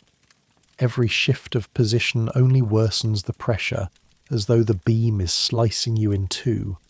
You look down at the crowd, faces filled with delight, as if watching a circus performance. Some point and laugh. Others shout insults about your crime. A few tug the reins of the mock horse, making you bounce painfully on the ridge. The humiliation burns almost as much as the pain.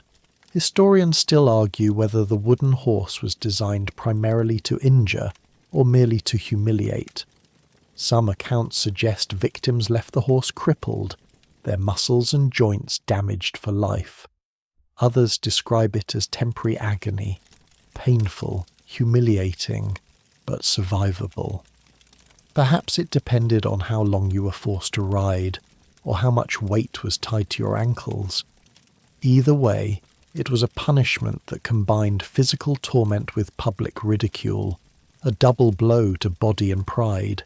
Now imagine the modern sarcastic twist. Picture workplace discipline done the same way. Late to the meeting again, that's 30 minutes on the corporate wooden horse, or universities installing them on campus. Caught plagiarizing, saddle up. Social media would turn the photos into memes within seconds, and hashtags like Just Horse Justice would trend worldwide.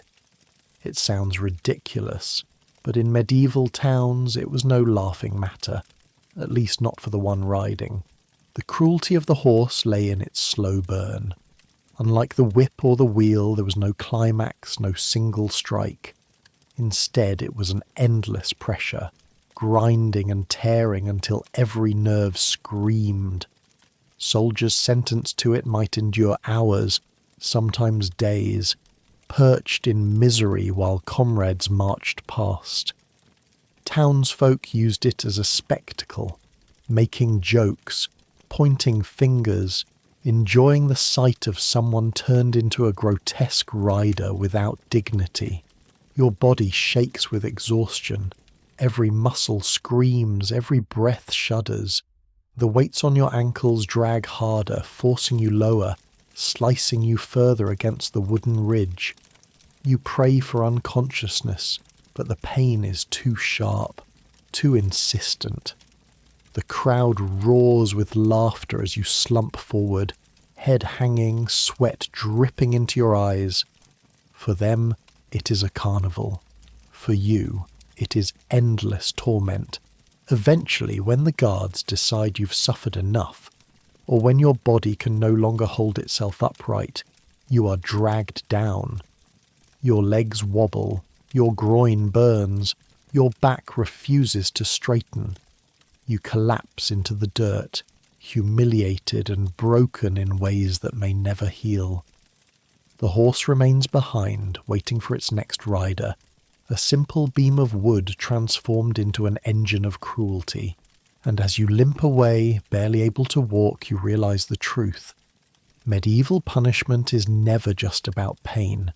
It is about turning your body into spectacle, into a tool for teaching others what not to do. But if humiliation, scarring, mutilation, and even grotesque rides can't break the spirit, there is still one more punishment waiting, one that confines you again in wood, not for hours but for endless days, where time itself becomes your tormentor. Your body is bruised from the wooden horse, your pride carved away by laughter, and you think surely this parade of cruelty must be reaching its end. But the medieval imagination has one last trial for you, a punishment both familiar and deceptively simple. It doesn't break bones like the wheel or sear flesh like the brand. Instead, it stretches time itself into a prison, leaving you trapped, helpless, as the hours grind down your spirit. Welcome to the stocks. At first glance, the stocks look almost harmless. 2 planks of wood hinged together, set waist-high on sturdy posts. But as you're shoved forward and the boards slam shut around your ankles, locking you in place, you realize just how ingenious the device is. You can't stand upright comfortably, can't sit properly, can't walk away. You're trapped in an awkward half-crouch, body straining, legs swelling as circulation falters. It is not the violence of an instant.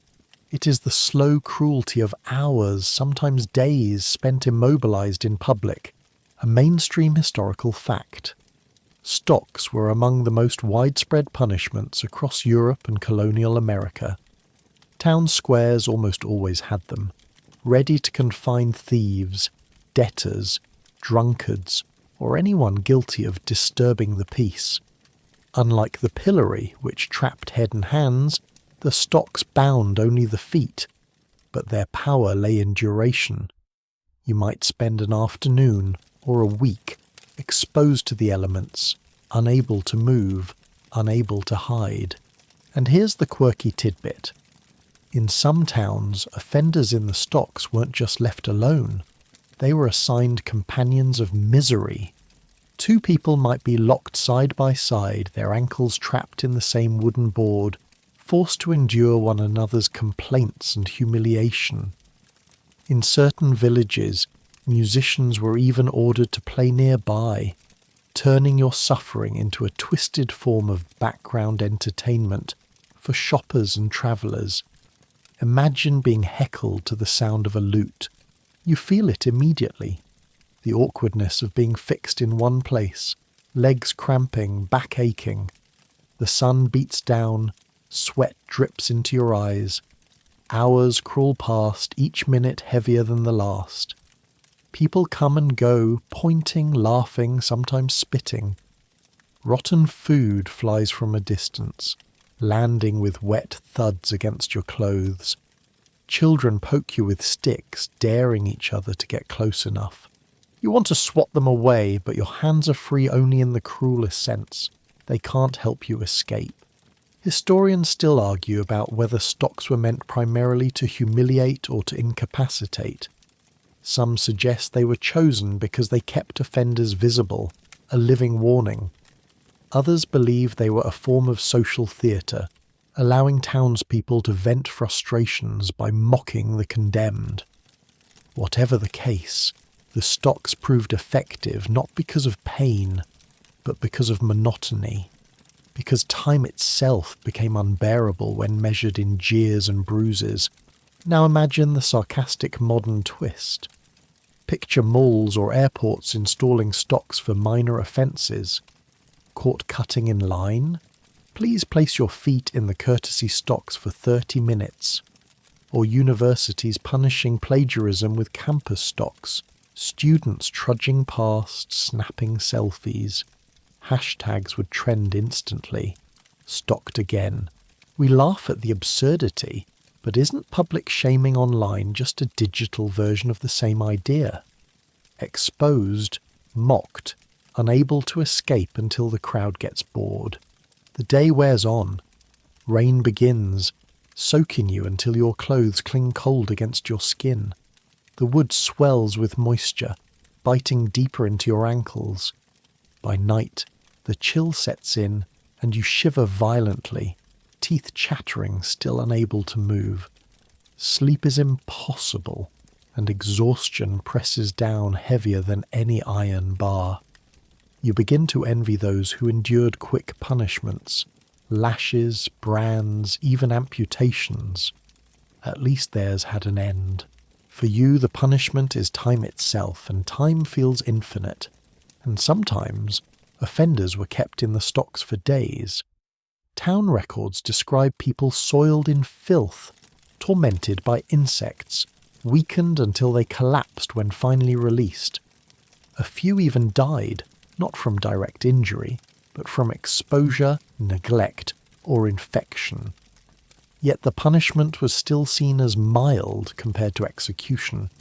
Mild, when every passing hour felt like eternity. What makes the stocks especially cruel is how ordinary they seemed. They weren't exotic like boiling, grotesque like the wheel, or theatrical like the horse. They were everyday objects, planks of wood built into the very structure of civic life. That ordinariness stripped away excuses. Everyone knew they could be used. Everyone knew they might one day sit there. As you slump against the boards, legs swollen, throat dry, spirit broken, you hear villagers mutter as they walk by. There sits another one. To them, you're already forgotten. Just one more body among hundreds who've suffered the same. For you, though, every minute is a lifetime. Every laugh a scar carved deeper into memory. At last, after endless hours, the stocks creak open. Your ankles throb as circulation rushes back, pain stabbing like knives. You collapse, crawling away on hands and knees, too weak to stand. The punishment is over, yet its weight clings to you. You know that even tomorrow people will whisper, will point, will remember. The stocks may be empty, but their shadow follows you still. And so, your long journey through medieval punishments ends here, in the silence after humiliation. You've been drowned, muzzled, ducked, branded, whipped, caged, broken, and mocked. Each punishment has not only scarred your body, but also eroded your place in the world, reminding you that medieval justice was never about fairness. It was about fear, spectacle, and control. Now, as the crowd disperses and darkness falls, a softer voice speaks in the silence, a reminder that this was the past. You're no longer trapped in stocks, no longer dangling in cages, no longer seated on cruel horses. Tonight, you're simply lying in bed, listening to history's echoes. And history, no matter how cruel, is only a story, no. You think the stocks were the last trial, but medieval justice always seemed to have one more surprise in its cruel arsenal. This time, what awaits you looks so deceptively ordinary that for a fleeting moment you almost laugh. It's just a chair, a simple wooden chair, its arms broad, its back straight, its seat waiting for you. After being locked, whipped, and broken, perhaps this will be the first punishment where you get to sit down and rest. But the medieval world didn't build chairs for rest. It built them for pain. You're about to discover the chair of nails. From a distance, it might resemble a piece of furniture dragged from a kitchen or a tavern. Step closer, though, and you see the horror. Every inch of the surface is studded with iron spikes, thick ones on the arms and legs, sharper ones on the back and seat. Hundreds of points gleam faintly in the light, their tips blackened from past use. Guards grip your shoulders and force you down, and the illusion of comfort vanishes the instant your body makes contact. Spikes dig into your thighs, your back, your arms, piercing through fabric, pressing into skin. You jerk instinctively, trying to rise, but heavy straps lash across your chest and wrists, pinning you against the iron kiss of the chair, a mainstream historical fact. Spiked or iron chairs were known across late medieval and early modern Europe, especially in Germany and northern Italy. Surviving examples can still be seen in museums today, grim relics of punishment and interrogation. The infamous Nuremberg chair was covered in more than 1,500 spikes, and sometimes heated from beneath with hot coals. Prisoners seated in it were strapped so tightly that even a small movement forced spikes deeper into their flesh. The result wasn't a swift execution, but hours of agonizing wounds, often followed by infection that killed slowly afterward. And here's the quirky tidbit. Some versions of the chair weren't intended to kill at all.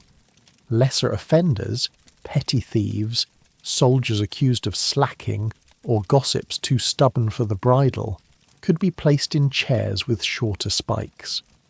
The idea was to leave them punctured but alive, released after hours of torment.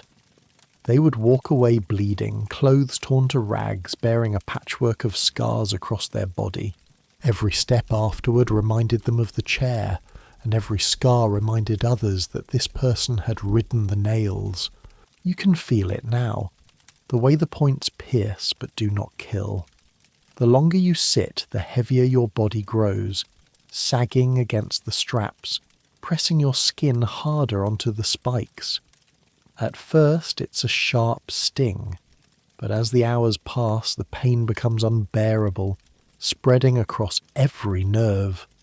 Blood seeps from dozens of tiny wounds, soaking through cloth, running in warm rivulets down your legs. You try to shift to relieve the pain, but every attempt only drives another spike deeper. Your breath quickens, your heart races, and soon you are trembling so violently that even stillness feels like torment. Historians still argue about how exactly these chairs were used. Some believe they were interrogation tools, designed to make suspects confess under the constant agony of pressure. Others argue they were public punishments, dragged out into the town square so the crowd could watch offenders squirm. Surviving examples suggest both possibilities. Some are massive, iron-bound, fit for dungeon chambers. Others are smaller, simpler, clearly portable for public humiliation. The truth, as always, probably lies between, used wherever they serve the purpose of spectacle and fear. Now let's slip in the modern sarcastic twist. Imagine a contemporary HR department keeping a nail chair in the break room. Sorry, Tim, you missed 3 deadlines. Please sit here for an hour to think about what you've done. Or airports punishing late passengers with nail-seated benches. Your flight is delayed, but we do have seating available. Social media would explode. TikTokers posting nail chair challenge videos until lawsuits shut it all down. And yet, in the medieval world, no one found it funny. It was deadly serious. Another reminder that authority could twist even ordinary furniture into an instrument of horror. The cruelty of the chair wasn't only the spikes themselves, but the passage of time. A lash on the whipping post ended after 30 or 40 strikes. Branding was over in a hiss and a scream, but the chair was patient. It didn't deliver pain all at once. It drew it out slowly, relentlessly. Sitting became suffering, every heartbeat another drop of agony. Prisoners left in spiked chairs overnight often emerged half dead, their wounds alive with infection, their bodies too weak to stand. And then there were the variations. In some places, executioners placed heated coals or braziers beneath the chair, warming the spikes until they scorched as well as pierced. In others, victims were forced to sit naked, the iron digging mercilessly into bare flesh. A few accounts even describe water or oil being poured over the body to heighten sensitivity, every droplet another stab of pain. The imagination of cruelty seemed to know no limit. Hours stretch into eternity. The crowd gathers, murmuring, pointing. Children tug at their mothers' sleeves, asking questions. Mothers hiss warnings about obedience. You slump forward, sweat dripping, blood pooling beneath the chair. At some point your body begins to go numb, the pain replaced by a haze of exhaustion. But numbness is no mercy, just another stage in the torment. When guards finally haul you upright, the spikes tear free with sickening pricks, reopening every wound. You collapse into the dirt, trembling, clothes shredded, body marked forever. The crowd disperses, but the memory does not. Tomorrow, and for weeks afterward, your neighbours will whisper about how long you lasted, how loudly you screamed, how pale you looked when they dragged you away. You're not just a victim, you're a story now, and stories in tight-knit villages travel farther than wounds. What makes the chair of nails so chilling is how ordinary it looks. A chair is a place of rest, of meals, of hearth and home. To see it transformed into a weapon is to realise that in the medieval world, No object was safe from cruelty. Water could drown you, wood could shame you, animals could tear you apart, and even a chair could become your undoing. And as you stagger away, bandaged loosely, body aching from 1,000 tiny cuts, you can't help but dread the next invention. If sitting can become torture, what horrors await when iron is wrapped around your legs, not to pierce, but to crush? Your body hasn't recovered from the spiked chair, the punctures still stinging with every movement when you're dragged toward another device. At first glance it looks almost ordinary, just 2 large casings of iron, shaped roughly like boots. But this is no armour, no protection. This is the iron boot, a punishment and interrogation tool so cruel that was whispered of even by hardened soldiers. Unlike the chair of nails, which spread pain across your body, the boot focuses destruction into your legs, crushing the very bones that keep you standing. The ritual begins with the stripping of your lower legs, exposing skin already raw from past torments. The executioner forces each foot and calf into a hinged metal casing, clamping them tight. The iron is cold at first, and you almost sigh with relief after the heat of coals and spikes. But then the true purpose reveals itself. Wooden or iron wedges are inserted between the boot and your flesh. A heavy mallet rises and falls. With each strike, the wedges drive deeper, tightening the casing until your legs become their prisoners. The first blow makes you gasp. The second drives a scream from your throat. By the third, you feel the unmistakable crack of bone splintering beneath the pressure. Pain doesn't just stay in your legs, it shoots upward, flooding your chest, your head, your very vision.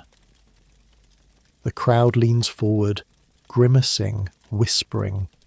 Some cross themselves, others nod in grim approval. Each hammer strike is not just against you, but against the idea of defiance itself, a mainstream historical fact. The iron boot, sometimes called the Spanish boot, or simply the boot, was used across Europe from the late Middle Ages into the 17th century. In Scotland, one version called the buskin could reduce bones to pulp after only a few wedges. In France and the Low Countries, heated boots were applied, glowing red from fire so that they burned as well as crushed. Victims subjected to them were usually accused of treason, witchcraft, or heresy. Crimes where confession was prized more than survival. And here's the quirky tidbit. There wasn't just one design.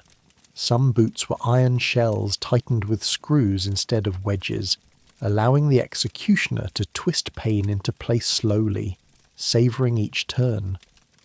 Others were made of wood bound with rope, easier to build but no less effective at mangling limbs. In Spain, accounts mention boots filled with boiling water or oil before being strapped to legs, a hybrid of scalding and crushing. The variations read less like instruments of law and more like experiments in cruelty. You imagine the sensation in unbearable detail. The wedge forces muscle against bone, bone against iron. Splinters of tibia grind together, marrow squeezed, nerves firing like lightning. Your legs, once the strongest part of you, are reduced to useless lumps of meat. You thrash, but the straps hold. You beg, but the hammer keeps falling. You cry out to the crowd, but they only murmur and nod, as though your pain were a lesson written in flesh. Historians still argue whether the boot was primarily used to gain confessions or to punish outright. Some claim it was merciful compared to execution, leaving offenders crippled but alive, living reminders of the state's power. Others argue it was meant to kill slowly, breaking the body until the heart gave out. Surviving records show both outcomes. Some prisoners limped away permanently deformed, while others never left the chamber alive, The debate reflects the ambiguity of medieval justice itself. Was it about truth, control, or sheer spectacle? Now comes the modern sarcastic twist. Imagine replacing today's courtroom cross-examinations with a pair of iron boots. You say you're innocent. Well, let's see what your tibia thinks. Or imagine a reality show, Confession or Crushed, with contestants strapped into replicas while the audience votes whether the mallet should rise again. Hashtags would trend, memes would fly, and humanity would reveal, once again, its appetite for watching pain dressed up as justice. But in your moment there is no laughter. There is only the hammer. Blow after blow lands, each one driving you closer to collapse. Your feet swell grotesquely. Your calves bulge with bruises. Blood seeps out between the seams of iron. Some spectators gag at the smell. Metal, sweat, blood, all mingling into a stench of finality. The executioner pauses now and then to demand a confession. You stammer, plead, maybe even lie, hoping words will stop the wedges. But the hammer rises again. Some accounts describe boots so effective they turned legs to mush, forcing later amputation if the victim somehow survived. Others note that bones would sometimes splinter outward, piercing skin in jagged white spikes. Infection was inevitable, gangrene spreading from crushed tissue. In a world without antibiotics, the boot's cruelty often continued long after the mallet stopped. Victims might linger for days in fever, their bodies rotting around shattered legs, their screams echoing through prison halls. Finally the hammer ceases. You slump forward, barely conscious, sweat dripping into your eyes. Your legs are ruined. You will never walk again. Whether death comes today or months from now, you know that the boot has already taken your future. You're not a person anymore. You are an example. The crowd disperses slowly, their whispers filled with both horror and satisfaction. They will tell stories of how many blows you endured, how loudly you screamed, how pale you looked when the last wedge was driven home. The iron boots remain behind, glinting in the dim light. To the authorities they are tools of order. To the crowd they are entertainment. To you they are the grave, even if you still draw breath. And as you drift into feverish half-consciousness, a new dread creeps into your mind. If your legs can be shattered for justice, what comes next? What happens when the punishment is not designed to break your bones, but to rob you of the very act of resting your head, of closing your eyes? What happens when even sleep becomes impossible? Your mangled legs throb with every heartbeat, each pulse a fresh reminder of the iron boot's cruelty. You think nothing could be worse than shattered bones, that perhaps death itself would be kinder. But the medieval world always finds a way to invent another device, something that torments not by breaking you all at once, but by denying you even the simplest of human needs. This time the torment is not about walking or sitting or enduring blows. It is about the impossibility of rest. You are fitted with a cruel invention known as the heretic's fork. At first glance the device looks deceptively small, barely more than a metal rod. But on each end of this rod are two prongs, one set pointing up, the other pointing down. The rod is strapped tightly around your neck so that the lower prongs press into your chest, while the upper ones dig into the underside of your chin. The pressure isn't enough to kill you instantly, but it makes movement almost impossible. You can neither nod nor bow your head without stabbing yourself. And worst of all, you cannot sleep. The moment your head droops, the prongs pierce flesh, waking you with agony. A mainstream historical fact. The heretic's fork is recorded as a tool of the Inquisition in the late Middle Ages and Renaissance. Victims accused of heresy, witchcraft or blasphemy were forced to wear it during questioning or imprisonment, It was not designed to kill outright, but to exhaust, to keep the body awake until the mind broke. For inquisitors, sleeplessness was as powerful as any flame. The device itself was simple, portable, and brutally effective. And here's the quirky tidbit. Some forks were engraved with the Latin phrase abiuro, I renounce. The implication was cruelly ironic. The device would force confessions not by words but by fatigue, the victim eventually surrendering just to be allowed to rest. In some cases, bells were attached to the metal, jingling whenever the prisoner's head nodded. Guards would laugh, jeering as each jingle announced another failed attempt at sleep.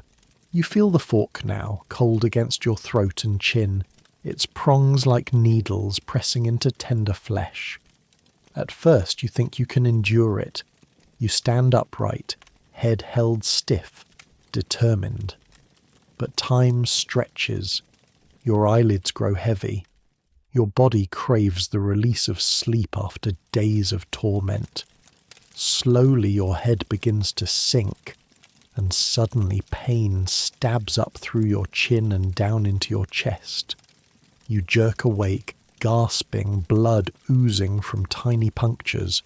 The crowd chuckles at your weakness, amused at how such a small device can reduce you to a trembling wreck.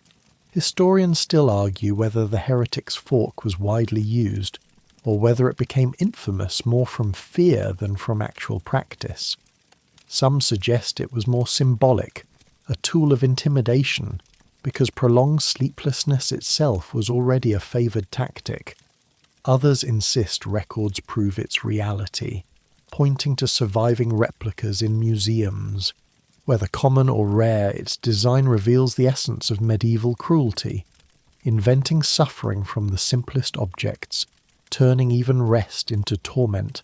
Now picture the sarcastic modern twist. Imagine corporate offices disciplining employees with focus forks, ensuring no one nods off in meetings. Sorry, Carl, I saw your head dip during the quarterly report, strap him in. Or schools punishing students with anti-nap devices, bells jingling whenever a teenager slumps at their desk. The internet would erupt with memes of exhausted workers drooling blood onto spreadsheets.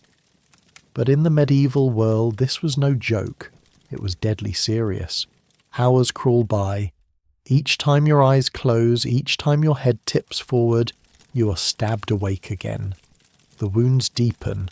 Blood trickles down your throat, your skin grows raw. Exhaustion is worse than pain, gnawing at your mind until thoughts blur and reality itself feels fragile.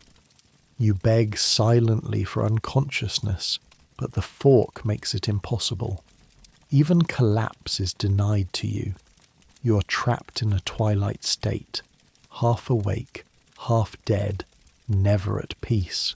Some accounts describe victims wearing the fork for days.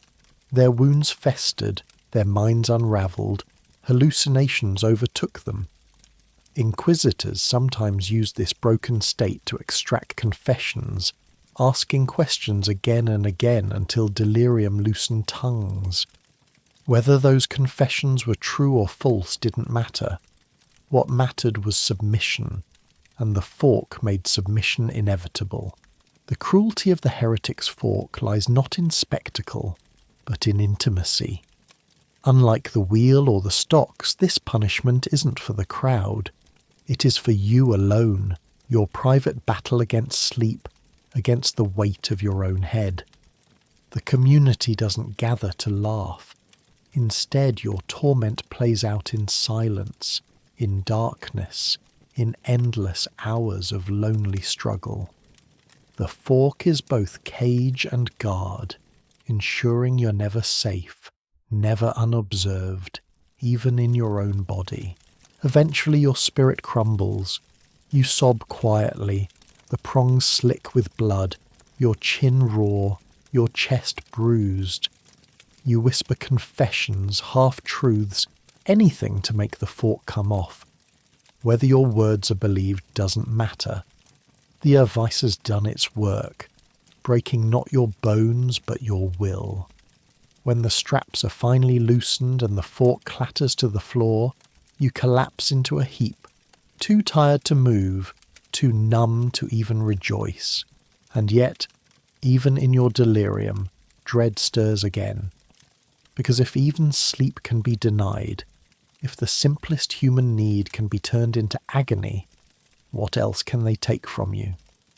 What happens when the punishment is not just about your body, but about confining you completely, sealing you inside darkness where the air itself becomes your enemy? Your neck is rubbed raw from the heretic's fork, puncture wounds still seeping where metal pressed skin again and again. You think perhaps the cruelty must end soon, because surely there are no more ways to invent suffering. But once again, the medieval mind surprises you.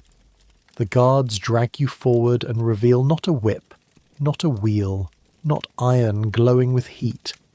Instead, they roll out something deceptively ordinary, a wooden barrel. You might almost laugh. It seems harmless, something for beer or wine. Yet this will not hold ale. It will hold you. This is the barrel of shame. At first you imagine you'll simply be stuffed inside like grain or salt. But the design is subtler and crueler. The barrel is cut with holes, 2 for your legs, 1 at the top for your head, and sometimes smaller openings for your arms. You're stripped, shoved into the stinking cask, and the wood is fitted tightly around your body.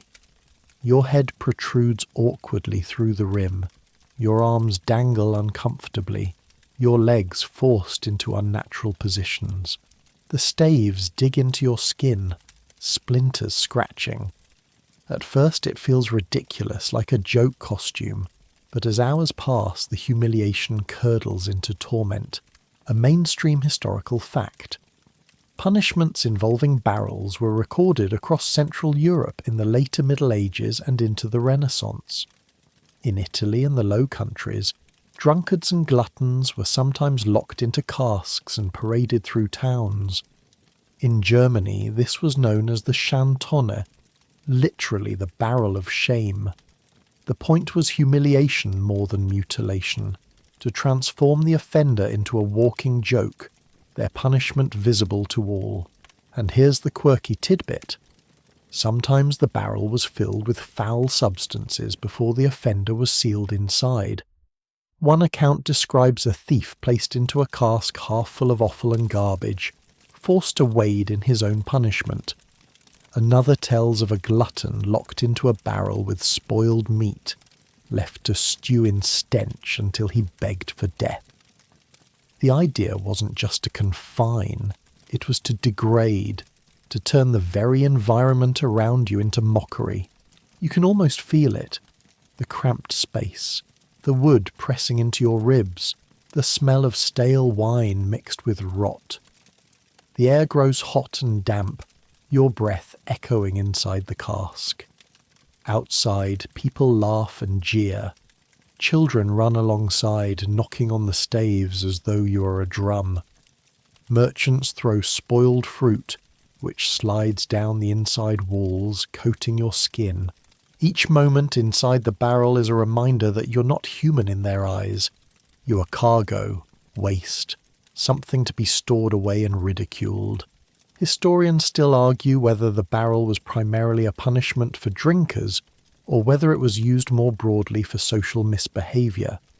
Some records suggest tavern rowdies were its usual victims, forced to sober up inside the cask. Others point to accounts of adulterers, liars and cheats paraded in barrels, their shame broadcast as they waddled clumsily down cobbled streets.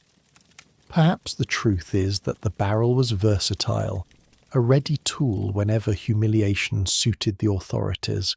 Now imagine the sarcastic modern twist. Think of a college campus punishing binge drinkers with party barrels, wheeled through the quad for everyone to laugh at. Or airports using them for passengers who argue with staff. "Sorry, sir, You'll spend the rest of the day in our courtesy shame barrel.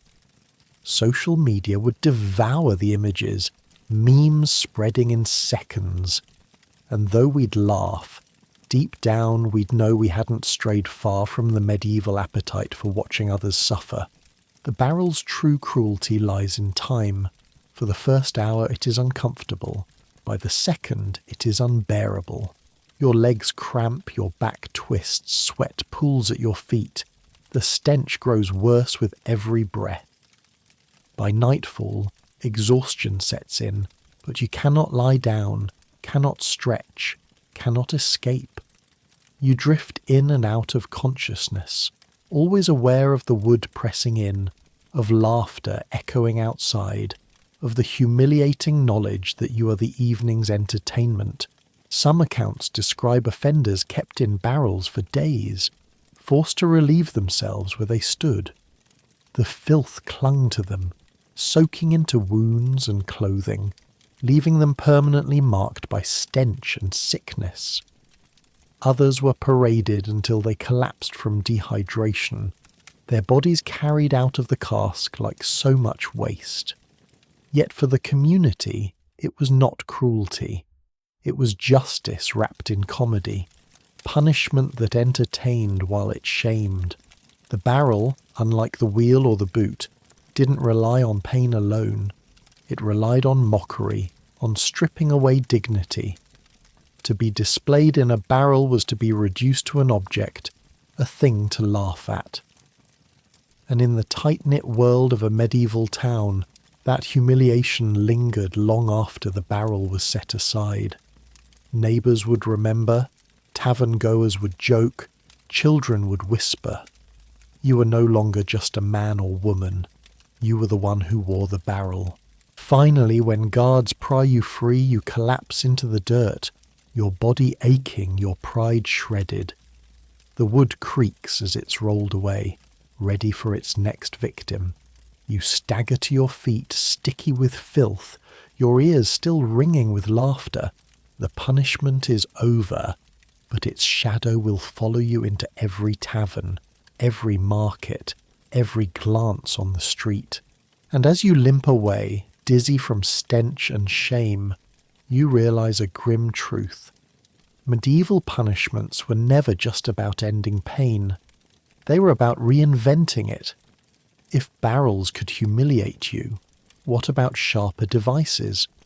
What about wood shaped not into containment, but into blades, designed to split you in half slowly, cruelly, as you sat astride? The smell of filth from the barrel still clings to your skin, and the mocking jeers of the crowd echo in your ears long after you're released. You think humiliation must surely be the harshest weapon left in the arsenal, but once again you are proven wrong. Because now, waiting in the square is something far sharper and infinitely crueler than a cask. It looks like a simple wooden beam raised off the ground, but its top is cut into a thin, sharp edge, like the back of a carpenter's saw or the peak of a roof. This is no seat. This is the Spanish donkey. Guards seize you by the arms and drag you toward it. Your stomach twists as you realize you're meant to straddle the beam.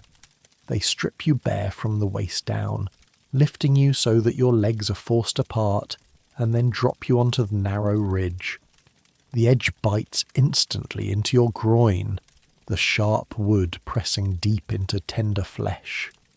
The pain is blinding, white hot, radiating through your hips and thighs.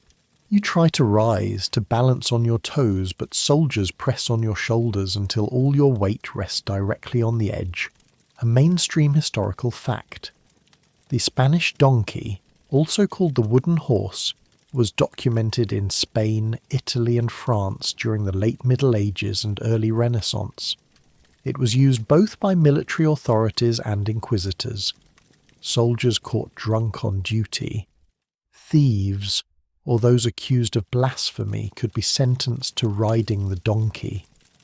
Some sources describe it as a form of discipline in army camps, where offenders were forced to endure hours on the sharp beam in front of comrades. The device was infamous enough that variations spread across Europe, each town giving it its own brutal flair. And here's the quirky tidbit. Weights were often tied to the victim's ankles. The heavier the crime, the heavier the weights.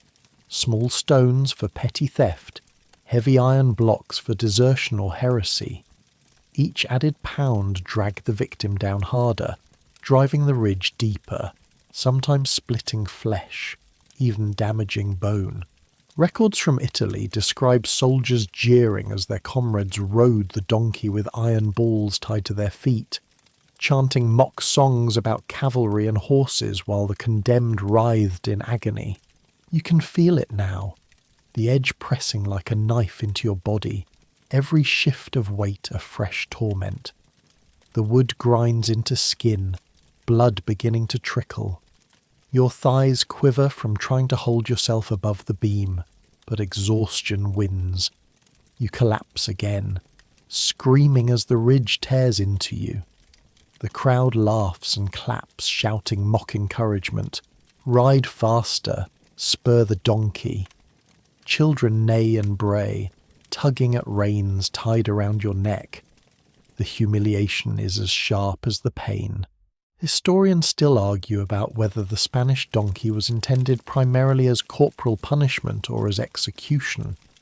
Some accounts suggest victims were left astride until they fainted, then hauled off and treated for their wounds. Others record deaths, especially when weights were involved, where the beam cut so deeply that the victim bled out or suffered irreparable internal damage. The debate reflects the brutality of medieval logic. Sometimes punishments were meant to discipline, other times to annihilate. Now picture the sarcastic modern twist. Imagine today's armies punishing recruits by forcing them to ride wooden beams instead of doing push-ups, or corporations installing donkeys in break rooms. Sorry, Kevin, your quarterly sales are down. 15 minutes on the donkey should fix your attitude. Social media would explode with hashtags like donkey justice, memes of interns grimacing astride office furniture.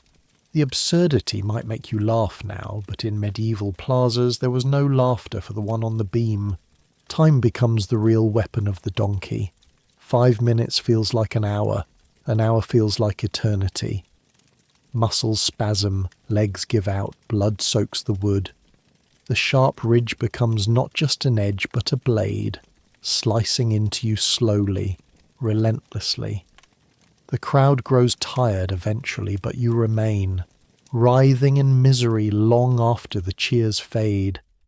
At night the square empties, but still you sit, alone, shivering, every nerve screaming. Some accounts tell of victims kept on the donkey for days, their wounds festering, their thighs splitting until they could no longer move. Others describe inquisitors using it alongside questioning, demanding confessions while the victim begged for release. Soldiers sometimes treated it as entertainment, wagering how long a comrade could endure before fainting. For the condemned, the donkey was not a device. It was a monster, chewing slowly through the body until nothing was left but broken flesh and shame. The cruelty of the Spanish donkey lies in its simplicity. A chair of nails requires ironwork.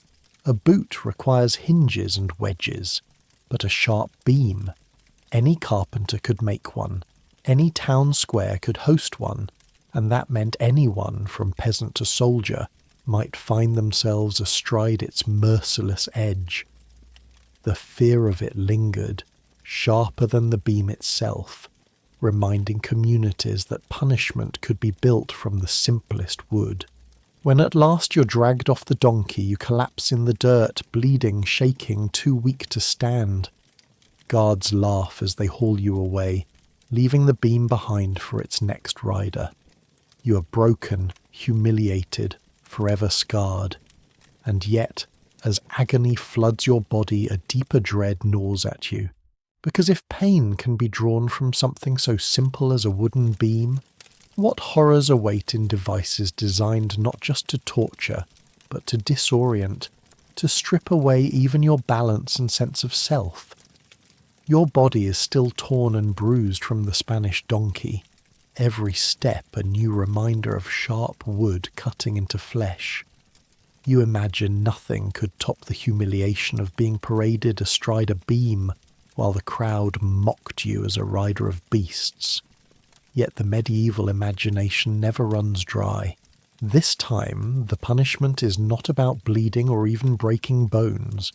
It is about confusion, about robbing you of balance, of orientation, of even the ability to think straight. What they bring out next looks like a cage, round and narrow, almost like the frame of a giant spinning wheel. They call it the whirligig. At first you don't understand. The iron or wooden structure is barely wider than your shoulders, a cylinder with bars forming a cage. You're shoved inside, squeezed so tightly you can't sit or lie down, forced to remain standing. The door locks with a clank, and then the cage is lifted on chains or mounted to a frame. With a shove, the guards set it spinning. The world blurs, the ground tilts, the sky whirls, your stomach lurches. Within seconds, dizziness floods your head, nausea rises, and you're trapped in a storm of endless turning, a mainstream historical fact. Whirligigs were used in medieval Europe, especially in England and Germany, primarily for minor crimes such as drunkenness, disorderly conduct, or gossip. Records describe offenders being spun in cages until they vomited or fainted, the punishment both humiliating and nauseating. The device was cheap to build, easy to operate, and perfect for towns seeking to make a spectacle of offenders without resorting to permanent mutilation. And here's the quirky tidbit. Some whirligigs were built large enough to hold several people at once, turning punishments into absurd group rides. Soldiers guilty of brawling might be crammed together and spun like laundry in a washer, their legs tangling, their heads colliding, their stomachs emptying onto each other. Contemporary accounts describe the laughter of crowds who treated it almost like a carnival attraction, except the screams inside weren't joyful. You feel it now, the bars pressing into your arms, the cage spinning faster with each shove. The crowd cheers every time you stagger, your head slamming against the iron as you lose balance. Vomit rises in your throat, splattering at your feet, spraying through the gaps in the cage to the amusement of onlookers. Children point and laugh, chanting rhymes, while guards push the structure harder, delighting in every retch and groan. Your body begs for stillness, but stillness is denied. Historians still argue whether the whirligig was designed more as deterrent or as entertainment. Some claim it was a milder punishment, since it rarely killed and often left no permanent scars. Others insist that prolonged spinning could cause serious damage. Concussions from hitting the bars, dislocated joints, even death from dehydration after hours of disorientation. Either way, the whirligig reveals something chilling. Punishment need not break bones to break spirit. Sometimes it's enough to rob you of control, to make you your own tormentor as your body rebels against itself. Now picture the sarcastic modern twist. Imagine schools punishing disruptive students by strapping them into spinning carnival rides during detention. Or think of sports leagues disciplining players with spin penalties, forcing them to whirl in cages before rejoining the game. Social media would gleefully record every dizzy collapse, TikToks filled with hashtags like spin to win. We laugh because the image is absurd, yet the medieval crowd laughed for real, their humour fed by someone else's misery. Time inside the whirligig is measured not in minutes but in stomachfuls lost. The first spin makes you gag. The second empties you completely. After that, Every turn is just dry heaves, your throat burning, your body trembling with weakness. Sweat pours down your face, mixing with spit and bile. Your head throbs with pressure, vision blurring until the crowd seems like a swirling smear of colours. You cry out for it to stop, but the guards only grin and give another shove. Some accounts describe offenders left in the whirligig for hours, spun periodically whenever the crowd demanded entertainment. By the end, they could barely walk, collapsing the moment the cage door opened. Soldiers who endured it often needed days to recover, their muscles sore, their heads pounding with vertigo.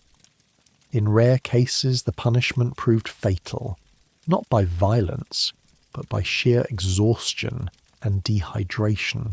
To die from spinning seems almost comical, until you imagine your own body writhing helplessly inside the cage.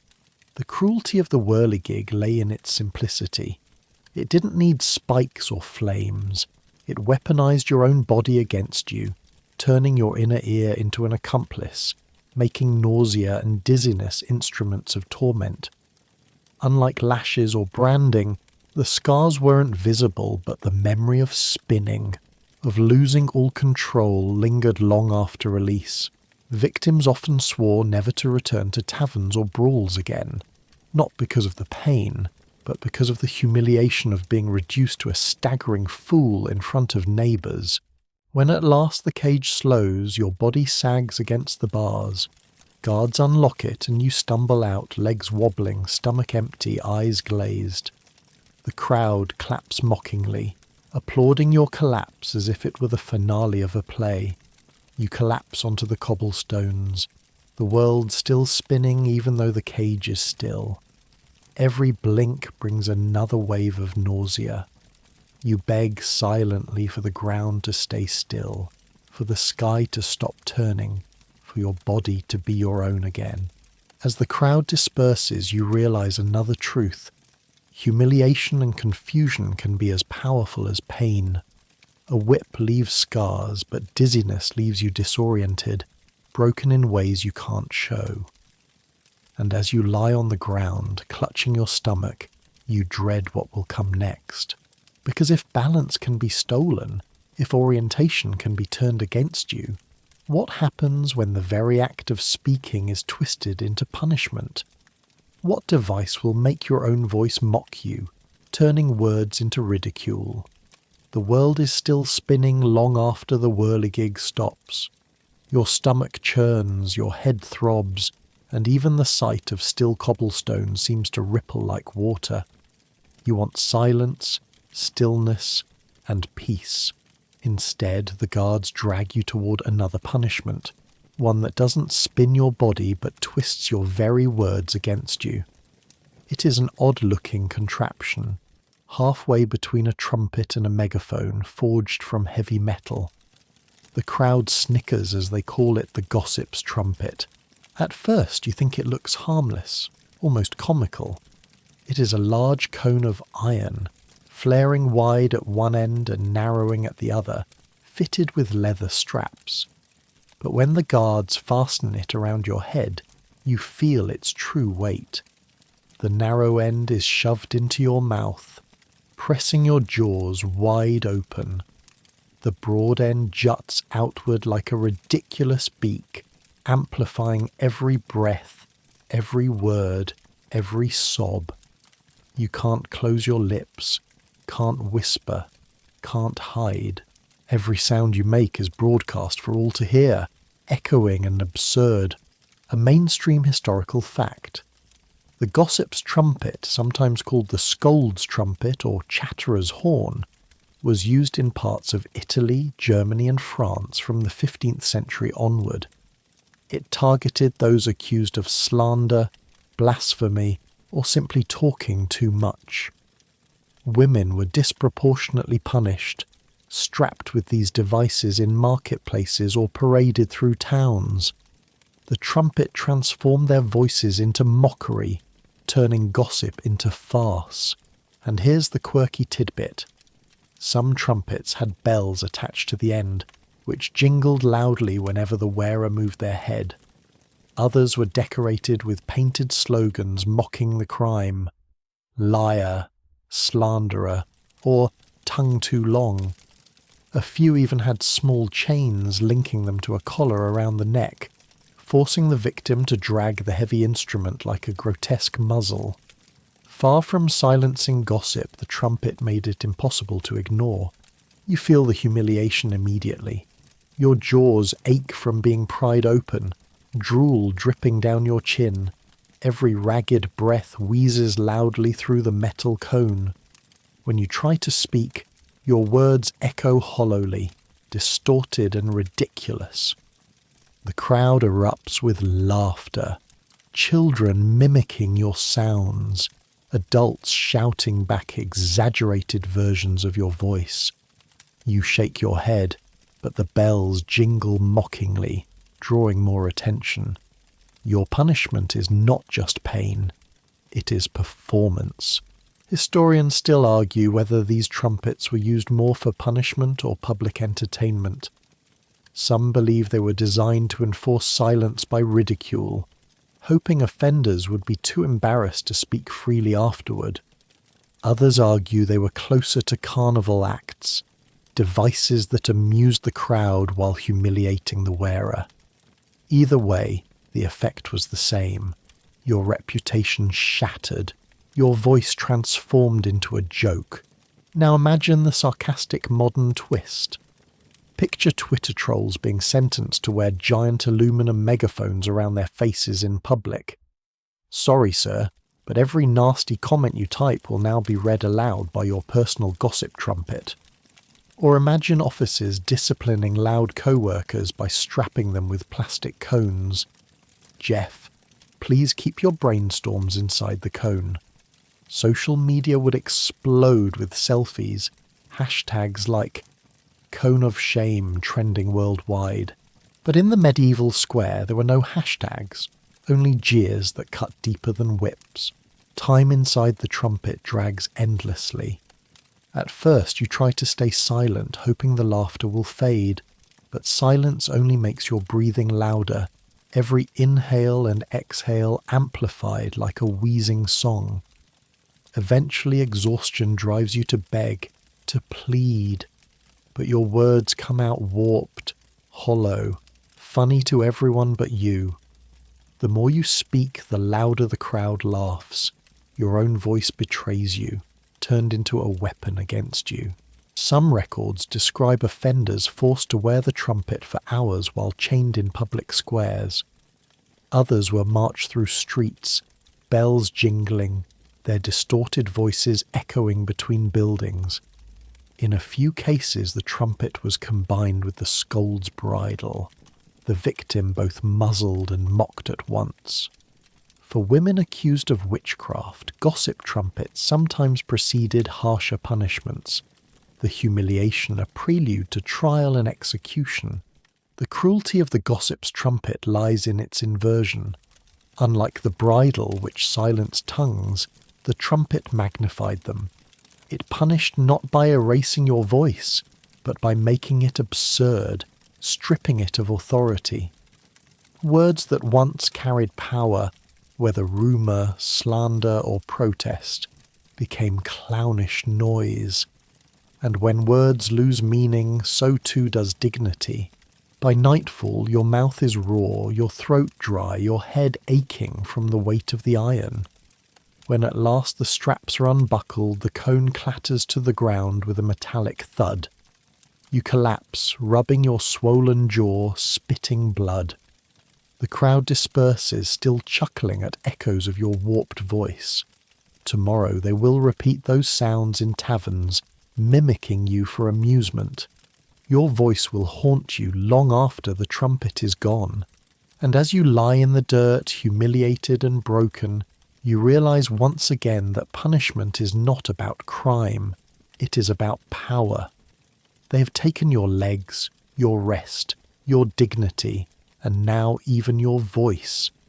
And yet, the road of torment is not over.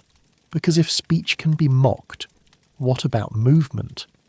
What happens when punishment is not about standing still, but about dragging iron rings around your neck through town after town, a living burden for all to see?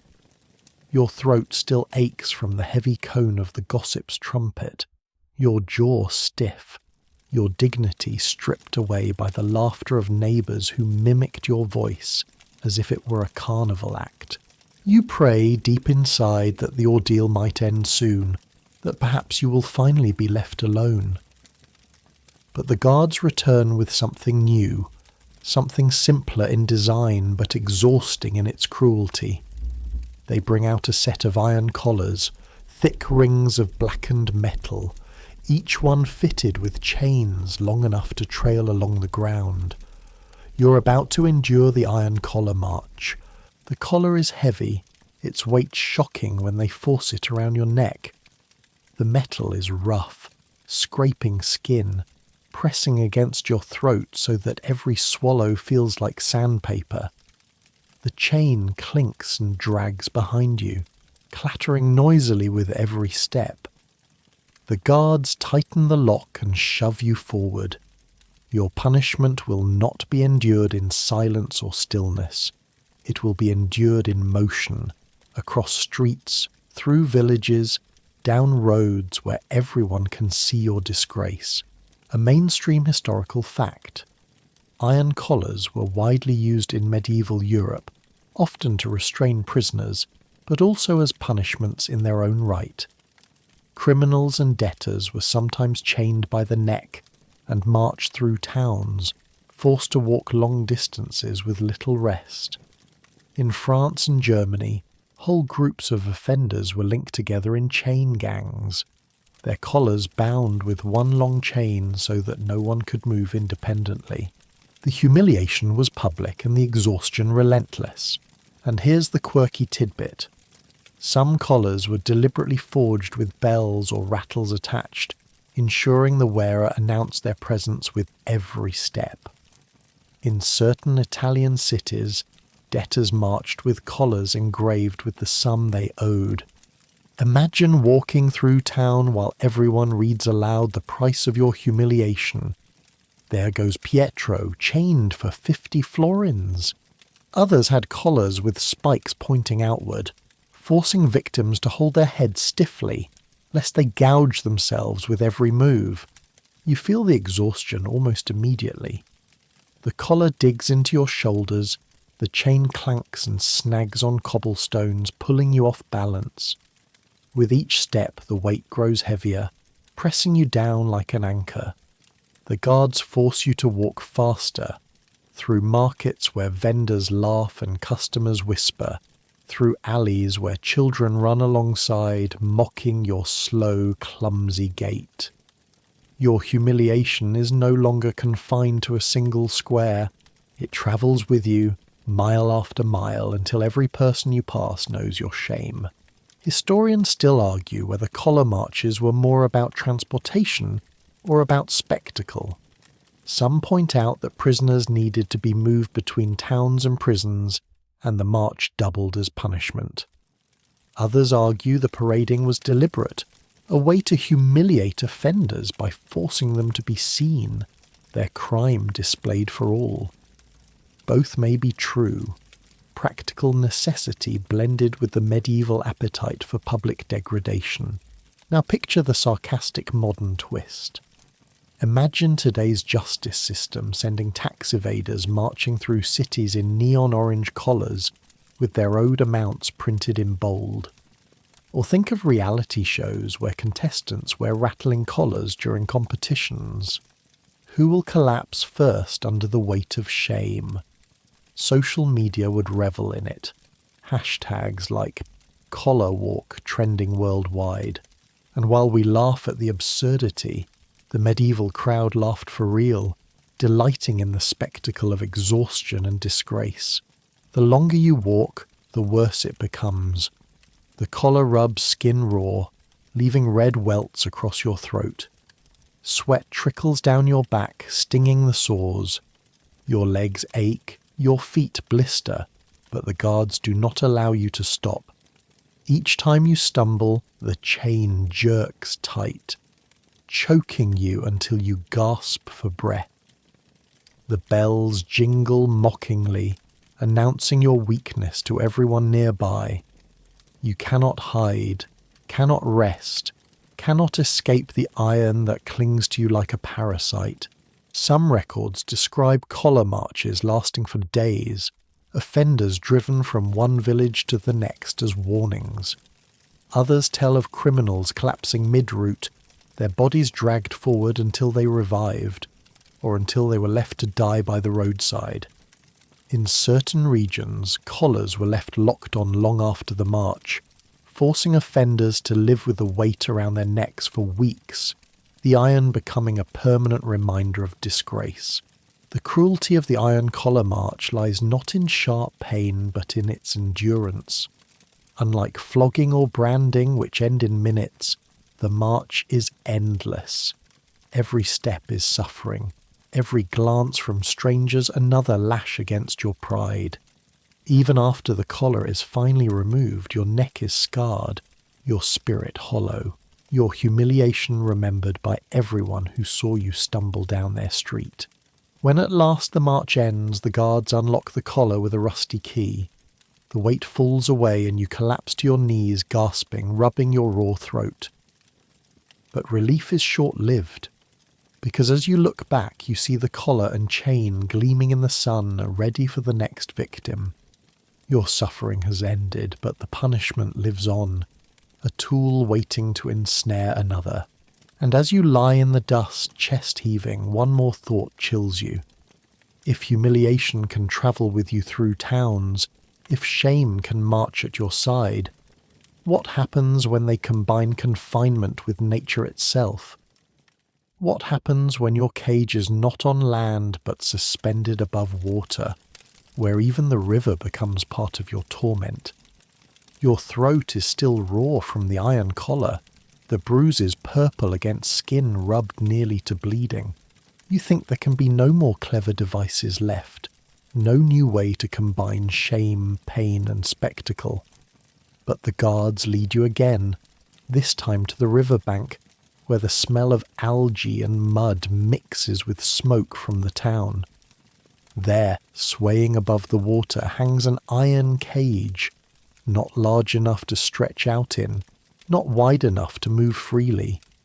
It dangles from a wooden beam, suspended over the river like bait on a line. They call it the crow cage by water. At first glance, it looks almost identical to the gibbet cages you saw earlier, iron ribs bent crudely into the shape of a body. But here, location is everything. Instead of being hung at a crossroads or in the town square, this one is placed above the slow current of the river. When the wind blows, the cage swings out above the water. When the weight shifts, it dips lower, sometimes letting icy waves lap at the prisoner's legs. The cage is both prison and pendulum, both trap and torment, a mainstream historical fact.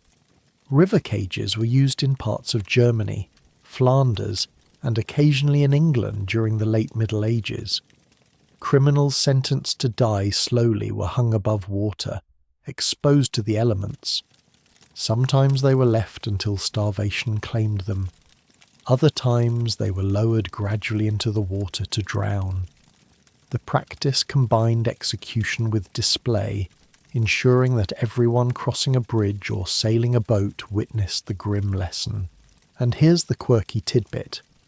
In some towns, officials timed the lowering of the cage with the tides.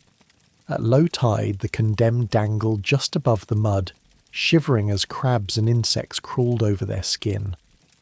At high tide, the water rose, first chilling their feet, then their chest, then their mouth. Some survived several cycles, choking again and again as water filled their lungs, only to revive when the tide receded. The cruelty wasn't just death, it was the repetition of almost dying. You feel the cage slam shut around you, its iron pressing into ribs and arms. The chain creaks as it lifts, hauling you high above the river. The crowd gathers on the bank, pointing, whispering. Some toss bread crusts into the water, watching fish snap at them, as though imagining your body will soon be the real feast. The wind sways you, carrying you out over the murky surface. The river smells foul, but you almost wish to plunge into it, because dangling above, helpless, is somehow worse.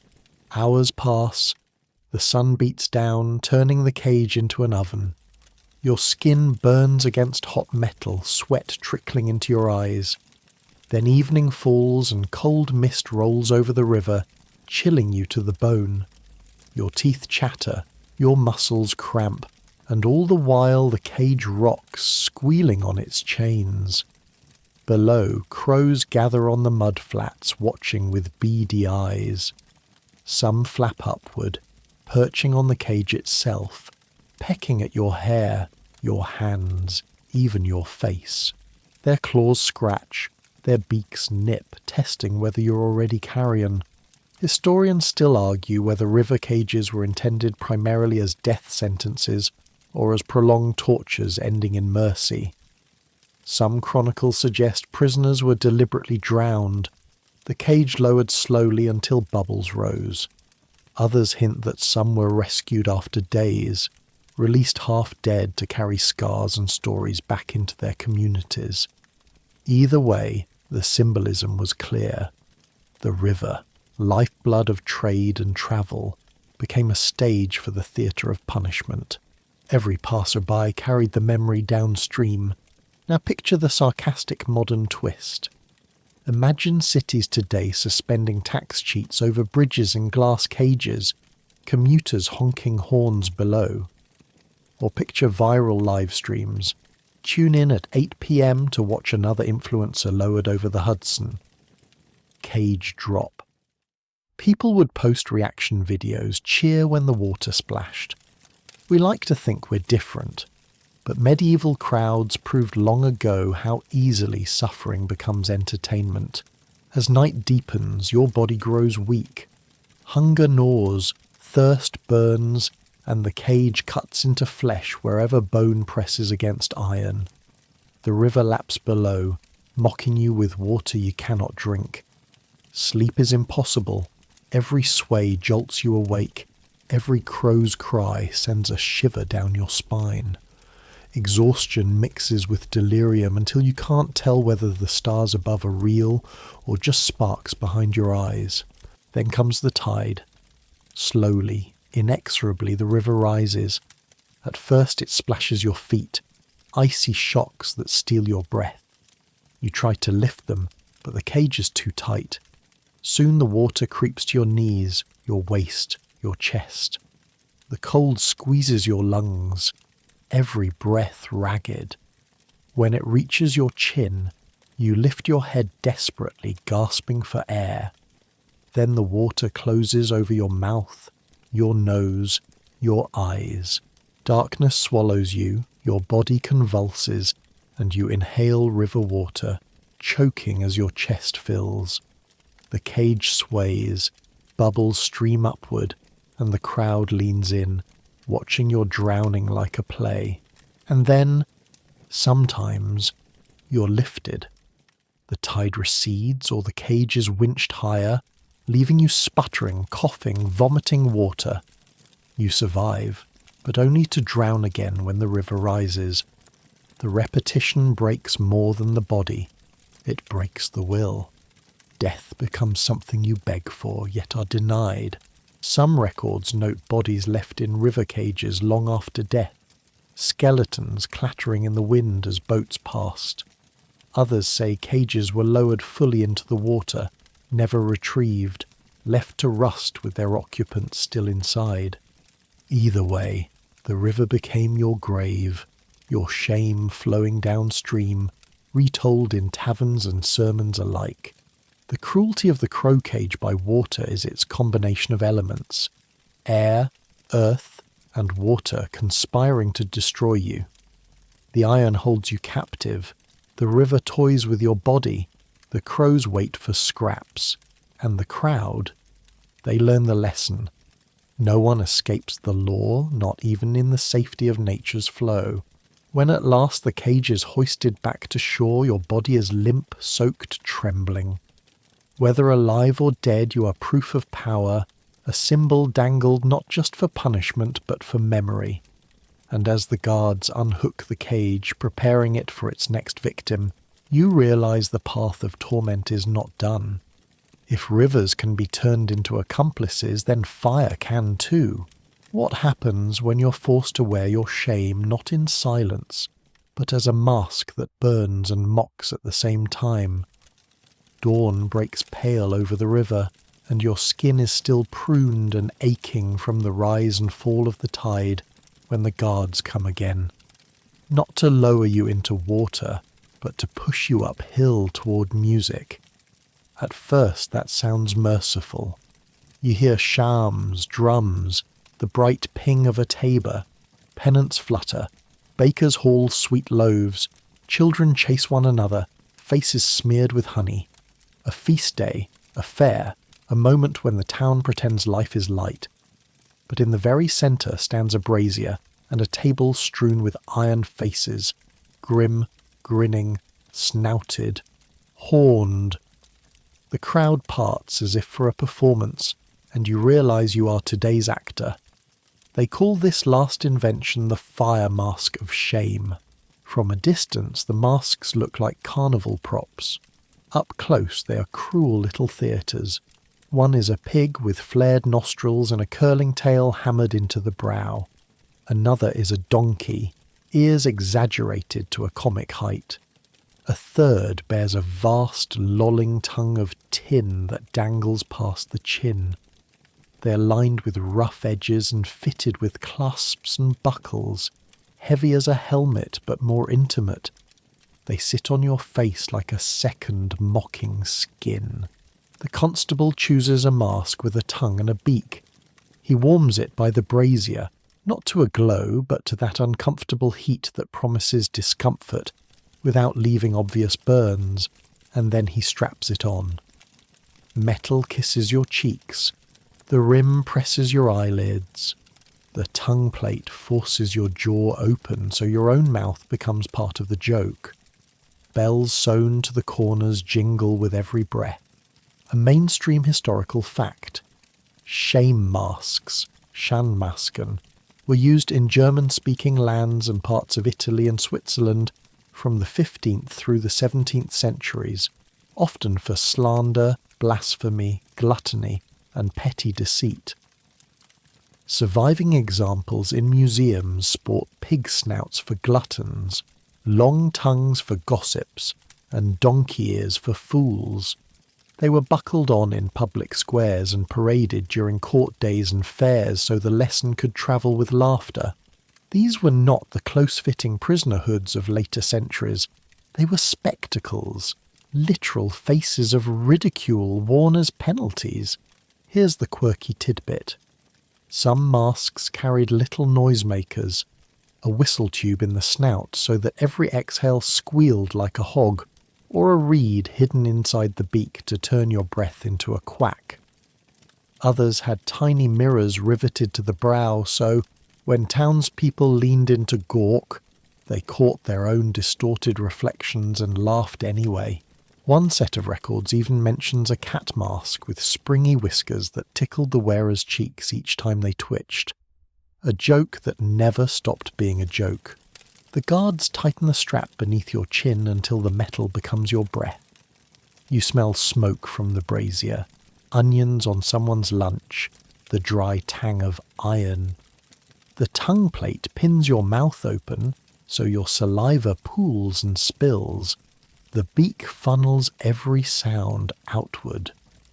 When you try to speak, your voice rebounds as a nasal squawk, made ridiculous by the cone. The bells titter with each syllable. Children clap. A drummer beats a jaunty rhythm as the constable tugs your leash and begins the circuit. You're walked past guild stalls and church doors, past the baker who sold you bread last winter, and the tailor who once hemmed your cloak. Faces you know dissolve into delighted strangers. Historians still argue whether masks like these were actually heated as part of the penalty, or merely warmed for fitting on cold days. Most agree their chief cruelty was humiliation rather than burn. They also debate whether festivals increased their use, or simply made them more memorable. Were the masks fundamentally judicial, with fairs as opportunistic stages, or were they festival tools of order, theatre deputised into law? The surviving masks tell their own stubborn story, heavy, comic, derisive, but their day-to-day deployment remains a lively question among scholars. The procession winds on. Someone thrusts a string of stale pretzels at your beak. They tumble off uselessly and a roar of laughter follows, because slapstick is older than anyone remembers. A parish boy runs alongside imitating your squeal. A tanner trills, "Tell us another tale, long tongue." The bells on your cheeks make you sound festive, which is the point. Pain has been replaced with pageant, but the pageant cuts deeper than lash or brand because it makes the crowd complicit and delighted. You can do nothing graceful, no dignified nods, no quiet eyes, only the comic head shakes and clumsy blinks the mask demands. It feels like being trapped in a joke told badly and forever. Your shoulders ache beneath the weight. The rim rubs your eyelids raw. Every inhale hisses through the beak. Every exhale squeals the whistle. A town official calls for silence, reads your offence in a sonorous voice that carries to the rooftops, then orders you to speak contrition. When you try, the plate smothers consonants and stretches vowels. Your apology arrives as a honk. The crowd howls. That's 2 jokes down, you think grimly. Only one more to make the universe feel balanced. Then immediately scold yourself for counting gags inside a nightmare. Compare it for a moment to the punishments you've survived. The chair of nails bit all at once. The donkey cut you by inches. The river threatened you in tides. The mask hurts softly and everywhere, yet the ache you remember is social, not bodily. Friends refuse your gaze. Enemies grin freely. A few faces waver with pity, then harden as your squeal chases their sympathy away. The mask transforms passers-by into a chorus. Some sing with it, some clap to it, some sneer at it. But all of them keep tempo. Imagine the modern twist and try not to laugh. Bells already do that for you. Corporate accountability masks for leaked secrets, complete with HR-approved squeakers, city ordinances requiring a giant aluminum beak for chronic loudmouths on neighbourhood apps, a festival float dubbed the Hot Takes Goose, where influencers don snouted headgear that honks every time they say actually. People would selfie the daylights out of it. Hashtags from here to Advent.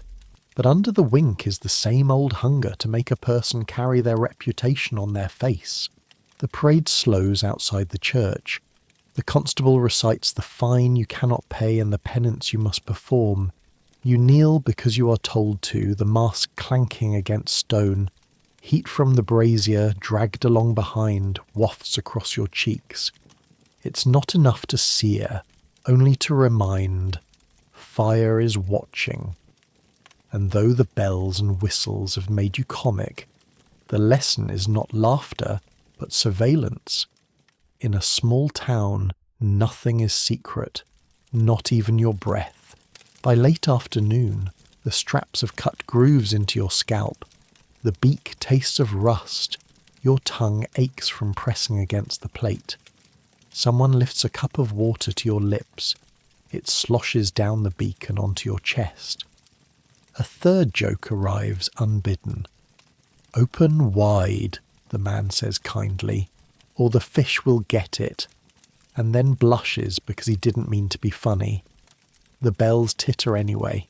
At last the key appears. The buckle lifts. The mask leaves your face with a sticky sigh, and the world breathes again. Air on skin, weight gone from brow, your own voice, thin and ordinary, returning like a timid bird. You do not feel triumphant. You feel light, and then you feel hollow, and then you feel the look that hangs in 100 eyes. Oh, it's them. The one with the pig beak, the long tongue, the bells. In a week, you will walk the market and hear your squeal echoed as greeting. In a month, a child will find a scrap of tin and pretend it is your tongue, wagging it with wicked delight. Masks come off. Memories do not. The fire mask of shame proves something you have learned in 100 hard ways. Medieval punishment is seldom about the wound alone. It's about the story pinned to your body, the symbol stapled to your face, the music played to your footsteps while the crowd learns how to feel about you. The wheel shattered bone, the musk shatters belonging, and as the sun dips and the fair's bright banners sag, you realise that the worst punishments don't end when the straps unbuckle. They end when people stop telling the tale, and people never stop. And so, your long journey through the strangest punishments of the medieval world comes to a close. You've been muzzled, branded, whipped, spun, drowned, caged, mocked, and forced to wear iron faces that turned you into a carnival act. Each step has been another reminder that in these centuries pain was not simply a punishment. It was a language, a theatre, a way for whole communities to define right and wrong by watching one poor soul suffer. But now, here in the quiet of your room, none of those devices exist. There is no wheel waiting for you outside, no donkey beam in the square, no trumpet hanging at your lips. They are only echoes, stories whispered down the centuries, artefacts locked away in museum glass. Their cruelty has become history, and history has become memory, softened by distance. Let yourself feel your breathing slow, the weight of the present pressing gently against your chest. Imagine the straps loosening, the iron boots falling away, the cage door swinging open. You step free, not into a jeering crowd, but into the silence of your own safe space. The punishment is finished. The lesson, perhaps, is that even in the darkest inventions, people eventually move forward, inventing gentler ways to correct and guide. The bells of the mask fade, the river stills, the cage stops swinging. What remains is the sound of your breath, the comfort of your bed, the hum of the fan or the night air. Let that be your world now. Allow the images of pain to dissolve into distant shadows, leaving only calm. You're not in the Middle Ages. You're here now, safe and ready to rest. Sleep well, dream gently, and let the past stay in the past.